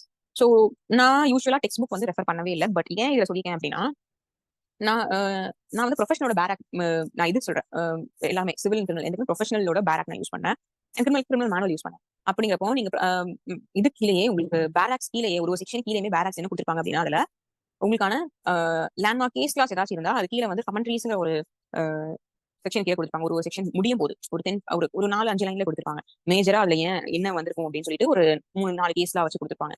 So அந்த கமெண்ட்ரி ரொம்ப யூஸ்ஃபுல்லா, ஏன்னா ஒன் லைன்ல உங்களுக்கு அண்டர்ஸ்டாண்ட் பண்ண முடியல, அது ஒன் லைன்ல உங்களுக்கு அந்த கேஸ்லாம் ரேஷியோ கொடுத்துருப்பாங்க. ஸோ லேண்ட்மார்க் கேஸ்லாம் படிச்ச மாதிரி ஆயிடுச்சு. ஸோ அதனால நான் சொன்ன கமெண்ட்ரிஸ்ங்கிற ஒரு வார்த்தையை ரெஃபர் பண்ணிருக்கேன். கமெண்ட்ரிஸ் நீங்க நினைக்கிற மாதிரி நான் சொல்றது பெரிய கமெண்ட்ரிஸ்ல பெரிய புக்ஸ் யூஸ் பண்றோம்ல, ஒரு ஆத்தர் கொடுத்த கமெண்ட்ரிஸ் கிடையாது. அண்ட் ஃபோர்த் வந்து ரொம்ப இம்பார்ட்டன்டான ஒரு விஷயம், ரிவைஸ் பண்ணுங்க ரெகுலரா ரிவைஸ் பண்ணுங்க. ரெகுலரா இந்த சென்ஸ் நீங்க உங்களுக்கு அன்னைக்கு ஃபார் எக்ஸாம்பிள் உங்க வெகேஷனுக்கே போறீங்கன்னு வச்சுக்கோங்களேன், அப்ப நீங்க ரிவைஸ் பண்ணுமா அப்படின்னு கேட்டா இல்ல அப்படி நான் சொல்லல. டெடிகேட்டடா ஒரு 1 hour மினிமம் வந்து இதுக்காக ஸ்பெண்ட் பண்ணணும் அப்படின்னு சொல்லிட்டு நீங்க வச்சுக்கோங்க. அப்போ என்னென்னலாம் நீங்க ஆல்ரெடி எனக்கு படிக்க முடியல அப்படின்னாலும் அந்த 1 hour நீங்க ஜஸ்ட் ஆல்ரெடி முன்னாடி என்ன படிச்சீங்களோ அதை ரிவைஸ் பண்றதுக்காக வீக்லி ஒரு டைம் வச்சுக்கோங்க. நான் சொல்றேன், அப்படிதான் என்னோட ஸ்டடி பிளான் இருந்துச்சு. அந்த வீக் ஃபுல்லா நான் வந்து படிப்பேன். அண்ட் அந்த வீக்கெண்ட் வந்து ஆப்வியஸ் வீக்லயும் படிப்பேன். பட் நான் எல்லாருக்குமே எல்லா டைமும் ஒரே மாதிரி இருக்கும் சொல்ல முடியாது. சில டைம் யூ பி எக்ஸாஸ்டிவ். அப்போ ப்ளீஸ் டேக் அ பிரேக். ஒரு நாள் அந்த நாள் மட்டும் உங்களுக்கு ரொம்ப கஷ்டமா இருந்துச்சு அப்படின்னு சொன்னா ப்ளீஸ் டேக் அ பிரேக். அதுக்கு ஒரே பிரேக்ல இருக்கக்கூடாது. இந்த ஒரு நாள் மட்டும் ஒரு பிரேக் எடுத்து நெக்ஸ்ட் டேல இருந்து ஸ்டார்ட் ஃப்ரெஷ். ஏன்னா சில பேர் ரொம்ப எக்ஸாஸ்டிவா இருக்கு, என்னடா அது இவ்வளவு படிச்சுட்டே இருக்கும் அப்படின்னு சொல்லிட்டு ஒரு எக்ஸாஸ்டிவ் மோடு போயிடுவாங்க. அதுக்காக நான் சொல்றேன். சோ எனக்கும் அப்படி இருக்கும்போது என்ன பண்ணுவேன், படிக்க மாட்டேன் அந்த டே. பட் என்ன பண்ணுவேன், அந்த வீக் நான் என்னெல்லாம் பண்ணணும் அதை ரிவைஸ் பண்ணுவேன். பட் இது ஸ்டாண்டர்டா பண்ணிடுவேன். ஏதாச்சும் ஒரு டே, ஃபார் எக்ஸாம்பிள் சண்டே சாட்டர்டே அப்படி மட்டும் இல்லை, சில நேரம் எனக்கு வெனஸ்டே கூட அப்படி தோணும். ஏன்னா சில நேரம் ஒர்க் ப்ரெஷர் ஜாஸ்தியா இருக்கும். ப்ராக்டிஸ் பண்ணி நான் படிச்சிட்டு இருந்தேன்னு சொன்னேன். எனக்கு ஒர்க்ல டிராஃப்டிங் ஒர்க் எல்லாம் நிறைய இருக்கும்போது நான் வீட்டுக்கு வரதே ஆஃபீஸ்ல இருந்து 9-9:30 ஆகுது அப்படின்னா என்ன பண்ணுவேன், ஏர்லி மார்னிங் தான் யூஸ்வலா ரொம்ப ப்ரிஃபர் பண்ண படிக்கிறது. ஏர்லி மார்னிங் நெக்ஸ்ட் டே அதுக்கு நெக்ஸ்ட் டே ரொம்ப எக்ஸாஸ்டிவா இருக்கு அப்படின்னா, பிகாஸ் பிசிக்கலி நம்ம டயர்ட் ஆகும். கோர்ட்லயே ரொம்ப நேரம் காலையில நின்னுட்டு இருக்கோம் அப்படின்னா கண்டிப்பா டயர்ட் ஆகும். அகைன் வந்து ஆஃபீஸ்ல வந்து ஒர்க் பண்ணிட்டு வரும்போது ரொம்ப எக்ஸாஸ்டிவா இருக்கும். ஸோ நெக்ஸ்ட் என்ன பண்ண, அந்த வீக்ல நான் வந்து அது ப்ரீவியஸா என்னெல்லாம் நான் வந்து ரிவைஸ் பண்ணணும் படிச்சேன்னா அது எல்லாமே ஒரு வாட்டி ரிவைஸ் பண்ணேன். ஸோ அவ்வளவுதான். அன்னைக்கு அந்த டேவை நான் முடிச்சுவேன். ஸோ ரிவிஷன் வந்து ரொம்ப ரொம்ப உங்களுக்கு ஹெல்ப் பண்ணும். அது எப்போனா கண்டிப்பா நீங்க போனோடனே ஸ்ட்ரெஸ்ல நிறைய மறந்துருக்கீங்க, ப்ரிலிமினரி எக்ஸாம் ஃபர்ஸ்ட் டைம் நீங்க அட்டெண்ட் பண்றீங்க அப்படின்னா, அப்போ உங்களுக்கு ஹேண்டியா வந்து நிறைய ரிவைஸ் பண்ணும்போது தன்னால உங்களுக்கு வந்து உங்க மைண்ட் வந்து அந்த பேஜை வந்து உங்களுக்கு எடுத்து கொடுத்தே இருக்கும் உங்களுக்கு நீங்க எக்ஸாம்ஸ் எழுதும் போது. ஓகே, ஸோ அதனால ரிவிஷன் வந்து ரொம்ப ரொம்ப important. Weekly once or 2 weeks once உங்களோட கம்ஃபர்டபிள் நீங்க உங்களுக்கு கம்ஃபர்டபுளா இருக்கும் உங்க கம்ஃபர்ட் ஜோன் வச்சுட்டு அதுல அப்போ வந்து உங்களுக்கு ரிவைஸ் பண்ணிக்கோங்க. ஆனா ரிவிஷன் பண்ணுங்க. அண்ட் நெக்ஸ்ட் வந்து practice previous year papers and mark test. Previous year papers எப்படின்னா உங்களுக்கு நான் சொன்ன அஃபிஷியல் வெப்சைட்லேயே இருக்கு. ஓகேவா? அண்ட் இன்னொன்று நான் சிஆர்பிசி கிளாஸ் நான் உங்களுக்கு எடுக்க அப்போவே நான் அடிக்கடி சொல்லுவேன், பழைய கொஸ்டின் பேப்பர்ஸ் வந்து refer, I mean other state judicial question papers refer பண்ணுங்க அப்படின்னு சொல்லுவேன். ஓகேவா? ஸோ மெயினா வந்து டெல்லி அண்ட் கேரளா ஜுடிஷியல் வந்து கண்டிப்பா ரெஃபர் பண்ணுங்க. நல்ல கொஸ்டின்ஸ் கொடுக்குறாங்க. அண்ட் மோஸ்டா நமக்கு அதை ஒட்டி தான் எல்லா கொஸ்டின்ஸும் நமக்கும் கேட்கறாங்க. நீங்க ரெஃபர் பண்ணாலே உங்களுக்கு வந்து ஈஸியா இருக்கும். நம்ம தமிழ்நாடு ஜுடிஷியரி அட்டன் பண்ணும்போது உங்களுக்கு ரொம்ப ஈஸியா இருக்கும். அவங்களோட கொஸ்டின் வந்து நீங்க அட்டன் பண்ணி உங்களை எவால்வேட் பண்ணிக்கோங்க. அப்போ உங்களுக்கு தமிழ்நாடு ஜுடிஷியரி எக்ஸாம்ஸ் எழுதும்போது ரொம்ப ஈஸியா இருக்கும், நிறைய மார்க்ஸ் ஸ்கோர் பண்ணலாம். அண்ட் 6th ஒன் என்னன்னா லீகல் டெவலப்மெண்ட்ஸ் அப்டேட் பண்ணிக்கோங்க. ஜேர்னல்ஸ் படிங்க. நீங்க ஒரு ஆஃபீஸ்ல ஒர்க் பண்றீங்க ஒரு இன்டர்ன் பண்ணிட்டு இருக்கீங்க அப்படின்னா கண்டிப்பா ஜேர்னல்ஸ் வாங்குவாங்க. கண்டிப்பா ஜேர்னல்ஸ் படிங்க. நான் வந்து எம்எல்ஜே அண்ட் லா வீக்லி வந்து லா வீக்லி அண்ட் இன்னும் 2 ஆமா மொத்தம் 5 ஜேர்னல்ஸ் எங்க ஆஃபீஸ்ல வாங்குவாங்க. நான் யூஸ்வலா ஃபாலோ பண்றது வந்து எம்எல்ஜே லா வீக்லி இது ரெகுலரா வந்து அப்டேட் பண்ணிருப்பேன். எஸ்சிசி as well, எஸ்சிசியும். ஸோ அதாவது சுப்ரீம் கோர்ட்டோட கேசஸ் எல்லாமே டீல் பண்ணுறது. உங்களுக்கு லா வீக்லி இதுலயுமே மெயினான சிவில் அண்ட் கிரிமினலோட ரெண்டுமே படிச்சுக்கோங்க. அதுலயே உங்களுக்கு ஆல்மோஸ்ட் ரீசென்ட் அப்டேட்ஸ் என்னமோ லீகல் டெவலப்மெண்ட்ஸ் என்ன வந்து உங்களுக்கு வந்துடும். ஸோ கண்டிப்பா அப்டேட்டடா இருங்க. அண்ட் கான்ஸ்டியூஷன் பொறுத்த வரைக்கும் ஆல்மோஸ்ட் உங்களுக்கு எம்எல்ஜே லா வீக்லிலேயே சுப்ரீம் கோர்ட் இது ரெண்டுமே வந்துடும். So don't worry about it. And 7th வந்து நான் ஏன் டைம் மேனேஜ்மெண்ட் சொல்றேன் அப்படின்னா 3 hours உங்களுக்கு 10 தான் இல்லைன்னு நான் சொல்லல. But you shouldn't B last somewhere while trying to answer every question. ஏன்னா நீங்க என்ன கொஸ்டின் அட்டன் பண்ணணும், என்ன கொஸ்டின் விடணும்னு சொல்லிட்டு ஏன்னா நெகட்டிவ் மார்க்கிங் இருக்கிறதுனால என்ன கொஸ்டின் அட்டன் பண்ணணும், என்ன question when to find and when to leave out அப்படிங்கிற ஒரு கான்செப்ட் இருக்கு. ஸோ உங்களுக்கு வந்து நீங்க ஷுவரா 100 கொஸ்டின்ஸ்ல ஒரு 60 கொஸ்டின் ஷுவரா எனக்கு தெரியும் அப்படின்னா கண்டிப்பா ஃபர்ஸ்ட் ஆன்சர் பண்ணிடுங்க. அதுக்கப்புறம் சில கொஸ்டின்ஸ் உங்களுக்கு 2 ஆப்ஷன் எலிமினேட் பண்ண முடியும் உங்களால. கரெக்ட். சில இது கண்டிப்பா இருக்கும். அட்லீஸ்ட் ஒரு 2 to 3 கொஸ்டின்ஸ் அப்படி இருக்கும். அப்போ லாஜிக்கலா அந்த 2 question leave 2 option leave out பண்ணிட்டு இருக்கிற மத்த 2 ஆப்ஷன்ல லாஜிக்கலா எது வருமோ பெஸ்டா. ஆக்சுவலா இன்னொரு ஒரு பெரிய கான்செப்ட் எனக்கு ஹெல்ப் பண்ணுச்சு அப்படின்னா ஃபர்ஸ்ட் உங்க இன்ட்யூஷன் என்ன ஆன்சர் ஆப்ஷன் சொல்லுது. ஐ மீன் இப்போ நான் எதுக்கு சொல்றேன்னா எல்லாமே இன்ட்யூஷன் கேஸ் பண்றது இல்ல. ரொம்ப நீங்க யோசிச்சுட்டீங்க தெரியுமா, இந்த கொஸ்டின் அட்டன் பண்ணலாமா வேணாமா, அது கரெக்டா இருக்குமா இல்ல. செக்ஷன் 35, 36, 37, 38 4 ஆப்ஷன் கொடுப்பாங்க. அப்போ 2 ஆப்ஷன் இது ஷோரா இல்ல நீங்க எலிமினேட் பண்ணிடுங்க. சோ எந்த செக்ஷன் கரெக்டான செக்ஷன் சொல்லிட்டு உங்களுக்கு கெஸ் பண்றதுக்கு டைலமா இருக்கும். ஸோ அந்த 2 ஆப்ஷன் பார்க்கும்போது ஃபர்ஸ்ட் இன்ட்யூஷன் எது வருது கண்டிப்பா அதே எழுதுங்க. கண்டிப்பா அது கரெக்டா தான் இருக்கும். ஏன்னா அது ஏன் அப்படின்னு சொல்றேன்னா அது ரிவைஸ் பண்றதுக்கான பலன் வந்து உங்களுக்கு அங்கதான் இருக்கும். ஏன்னா நான் இந்த பிலிம்ஸ் எக்ஸாம்ஸ் எழுதும்போது இல்ல, ஆமா இந்த எக்ஸாம் எழுதும்போது யூபிஎஸ்சி எழுதும்போதுமே எனக்கு வந்து ரொம்ப ஹெல்ப் பண்ணுச்சு. அது ரிவைஸ் பண்ணதுனால உங்க பிரெயினே உங்களுக்கு வந்து சயின்டிபிக்கலா ப்ரூவ் ஆகும். உங்க பிரெயினே உங்களுக்கு வந்து அது எடுத்து கொடுக்குது. It's telling you like okay உங்களோட இன்னொரு வெர்ஷன் வந்து உங்களுக்கு சொல்லி கொடுக்குற மாதிரி தான் அது. ஃபர்ஸ்ட் இன்ட்யூஷன் என்ன வருதோ அது வந்து ரொம்ப டைலமா இருக்கிற கொஸ்டின் மட்டும் தான் சொல்றேன். ஃபார் எக்ஸாம்பிள் இப்போ உங்களுக்கு தெரியவே தெரியல இந்த கொஸ்டின் நான் என்னன்னு படிச்சது இல்லை அப்படின்னா தயவு செய்து லீவ் அவுட் கொஸ்டின் தப்பா ஆன்சர் பண்ணி நெகட்டிவ் மார்க்கிங்ஸ் போக வேண்டிய அவசியம் இல்லை. ஓகே. ஸோ இதுதான் பேசிக் டைம் மேனேஜ்மெண்ட். இதுக்கு தான் தேவை. லாஸ்ட் மினிட் வரைக்கும் வச்சிருக்காதீங்க. 3 ஹவர்ஸ்னா நான் என்னோட ப்ரிலிமினரி எக்ஸாம் நான் வந்து 1.5 ஹவர்ஸ்ல தான் 1.5 ஹவர்ஸ்லேயே முடிச்சிட்டேன். ஏன்னா I was very sure I know this question, I don't know this question, I have 5 ஏன்னா 5 கொஸ்டின்ஸ் வந்து தான் கெஸிங்ல இருந்துச்சு. என்னோட மார்க்ஸ் வந்து preliminary marks 78 out of 100. Okay. So தெரிஞ்ச கொஸ்டின் அட்டன் பண்ணிட்டு ஃபர்ஸ்ட் சீக்கிரம் முடிச்சிட்டேன். ஏன்னா ரொம்ப ஒரு கொஸ்டின் இன்னொன்னு சொல்றேன், எக்ஸாம் ஹால போய் ஒரு கொஸ்டின் ரொம்ப நேரம் பார்த்துருந்தாலுமே அது கன்ஃபியூஸ் ஆகும். தெரிஞ்ச கொஸ்டின் கூட தப்பா எழுதி ரொம்பலாம் பார்க்காது. உங்களுக்கு தெரியுமா கண்ண போயிட்டு ஒரு 2 தடவை நான் கொஸ்டின் ரீட் பண்ணுங்க. சில நெகட்டிவ் கொஸ்டின் கொடுத்துருப்பாங்க. For example which of the following does not apply to lis pendens கேட்பாங்க. நம்ம என்ன நினைப்போம் படிச்சுட்டு இருக்கும்போது which of the following apply to lis pendens கேட்பாங்க அப்படின்னு சொல்லிட்டு ஆன்சர் பண்ணிடுவோம். ஸோ அந்த தப்பு பண்ணாதீங்க. பொறுமையா நிறுத்தி உங்களுக்கு வந்து கொஸ்டின் பேப்பர் ரீட் பண்ணதுக்கு ஒரு 10 மினிட்ஸ் கொடுப்பாங்க. அதுக்கப்புறம் தான் உங்களுக்கு ஓஎம்ஆர் ஷீட் கையில கொடுப்பாங்க. நான் இன்னும் என்னன்னா ஓஎம்ஆர் ஷீட்ல ஷேட் பண்ணும்போது கரெக்டா பார்த்து ஷேட் பண்ணுங்க. தப்பா ஷேட் பண்ணிட்டீங்க அடுத்து செக் பண்ணும்போது பாத்துட்டீங்க அப்படின்னா அதை மாற்ற முடியாது. மாத்தினாலும் உங்களுக்கு மார்க்ஸ் கிடைக்காது அதுக்கு. ஸோ ரொம்ப கேர்ஃபுல்லா ஷேட் பண்ணுங்க. பொறுமையா நிதானமா எழுதினாலே உங்களுக்கு 1.5 ஹவர்ஸ் வந்து நல்லா ஈஸியா முடிச்சிடலாம் எக்ஸாம்ஸ். ஸோ இதான் பிலிமினரி எக்ஸாம்க்கான main strategy and points to follow. இதுல வேற எதுவும் உங்களுக்கு ஃபர்தரா எப்படி இது பண்ணணும் டவுட்ஸ் இருக்கா? டவுட்ஸ் இருந்தா தாராளமா நீங்க கேட்கலாம். நான் மட்டும் பேசிட்டு இருக்க மாதிரி இருக்கு. எதுவும் டவுட்ஸ் இருந்தா ப்ளீஸ் எனக்கு சாட் பாக்ஸ்லயோ or you can unmute yourself and ask. ஒரு ப்ராப்ளமும் இல்ல.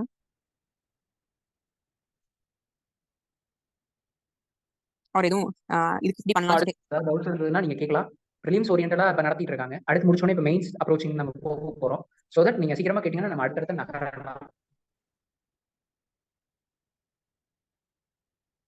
Okay I take it as. அப்போ டவுட்ஸ் எதுவும் இல்லைன்னு நான் எடுத்துக்கிறேன். Okay okay. Old sections new section எப்படி ஞாபகம் வச்சுக்கிறது கேட்டிருக்காங்க. ஸோ பேசிக்கா என்னன்னா நமக்கு இப்போ என்ன வரும்னு நமக்கு தெரியாது. இப்போ சிலபஸ்ல வந்து நியூவா நமக்கு இந்த வருஷம் வர நோட்டிபிகேஷன்ல என்ன வரப்போகுதுன்னு நமக்கு தெரியல. பட் ஒரு எனக்கு நான் லீகல் ஃப்ரெட்டர்னிட்டியில இப்போ பேசிட்டு இருக்கிறத பொறுத்து நான் சோர்சஸை வச்சு நான் சொல்றேன். நான் எக்ஸ்பிளைன் பண்ணிட்டு இருக்கேன். நான் கேட்கற வரைக்கும் என்ன கேட்டிருக்கேன் லைக் ஏபிபி எக்ஸாம்ஸ் இப்போ வருது இல்ல. ஸோ நான் லீகல் ஃப்ரெட்டர்னிட்டியில பேசுற வரைக்கும் நான் சிஆர்பிசி கிளாஸ் கூட நான் சொன்னேன் ஆல்ரெடி. நான் ஜேஎம் கிட்ட பேசினேன். ஒரு எங்க ட்ரையல்ல நான் நடத்திட்டு இருக்கேன் ஜேஎம் கிட்ட அண்ட் டிஜே கிட்டையும் டிஸ்ட்ரிக்ட் பிடிஜே கிட்டையும் பேசினேன். ஸோ அப்போ வந்து அவங்களுக்கு என்ன இன்ஸ்ட்ரக்ஷன்ஸ் வந்திருக்கு அப்படின்னா ஏபிபி எக்ஸாம் மோஸ்டா எப்படி வரும்னா மேஜரா என்ன சேஞ்சஸ் வந்து நியூ ஆக்ட்ல வந்திருக்கு. செக்ஷன் வைஸா மோஸ்டா வந்து 90% வந்து வராது.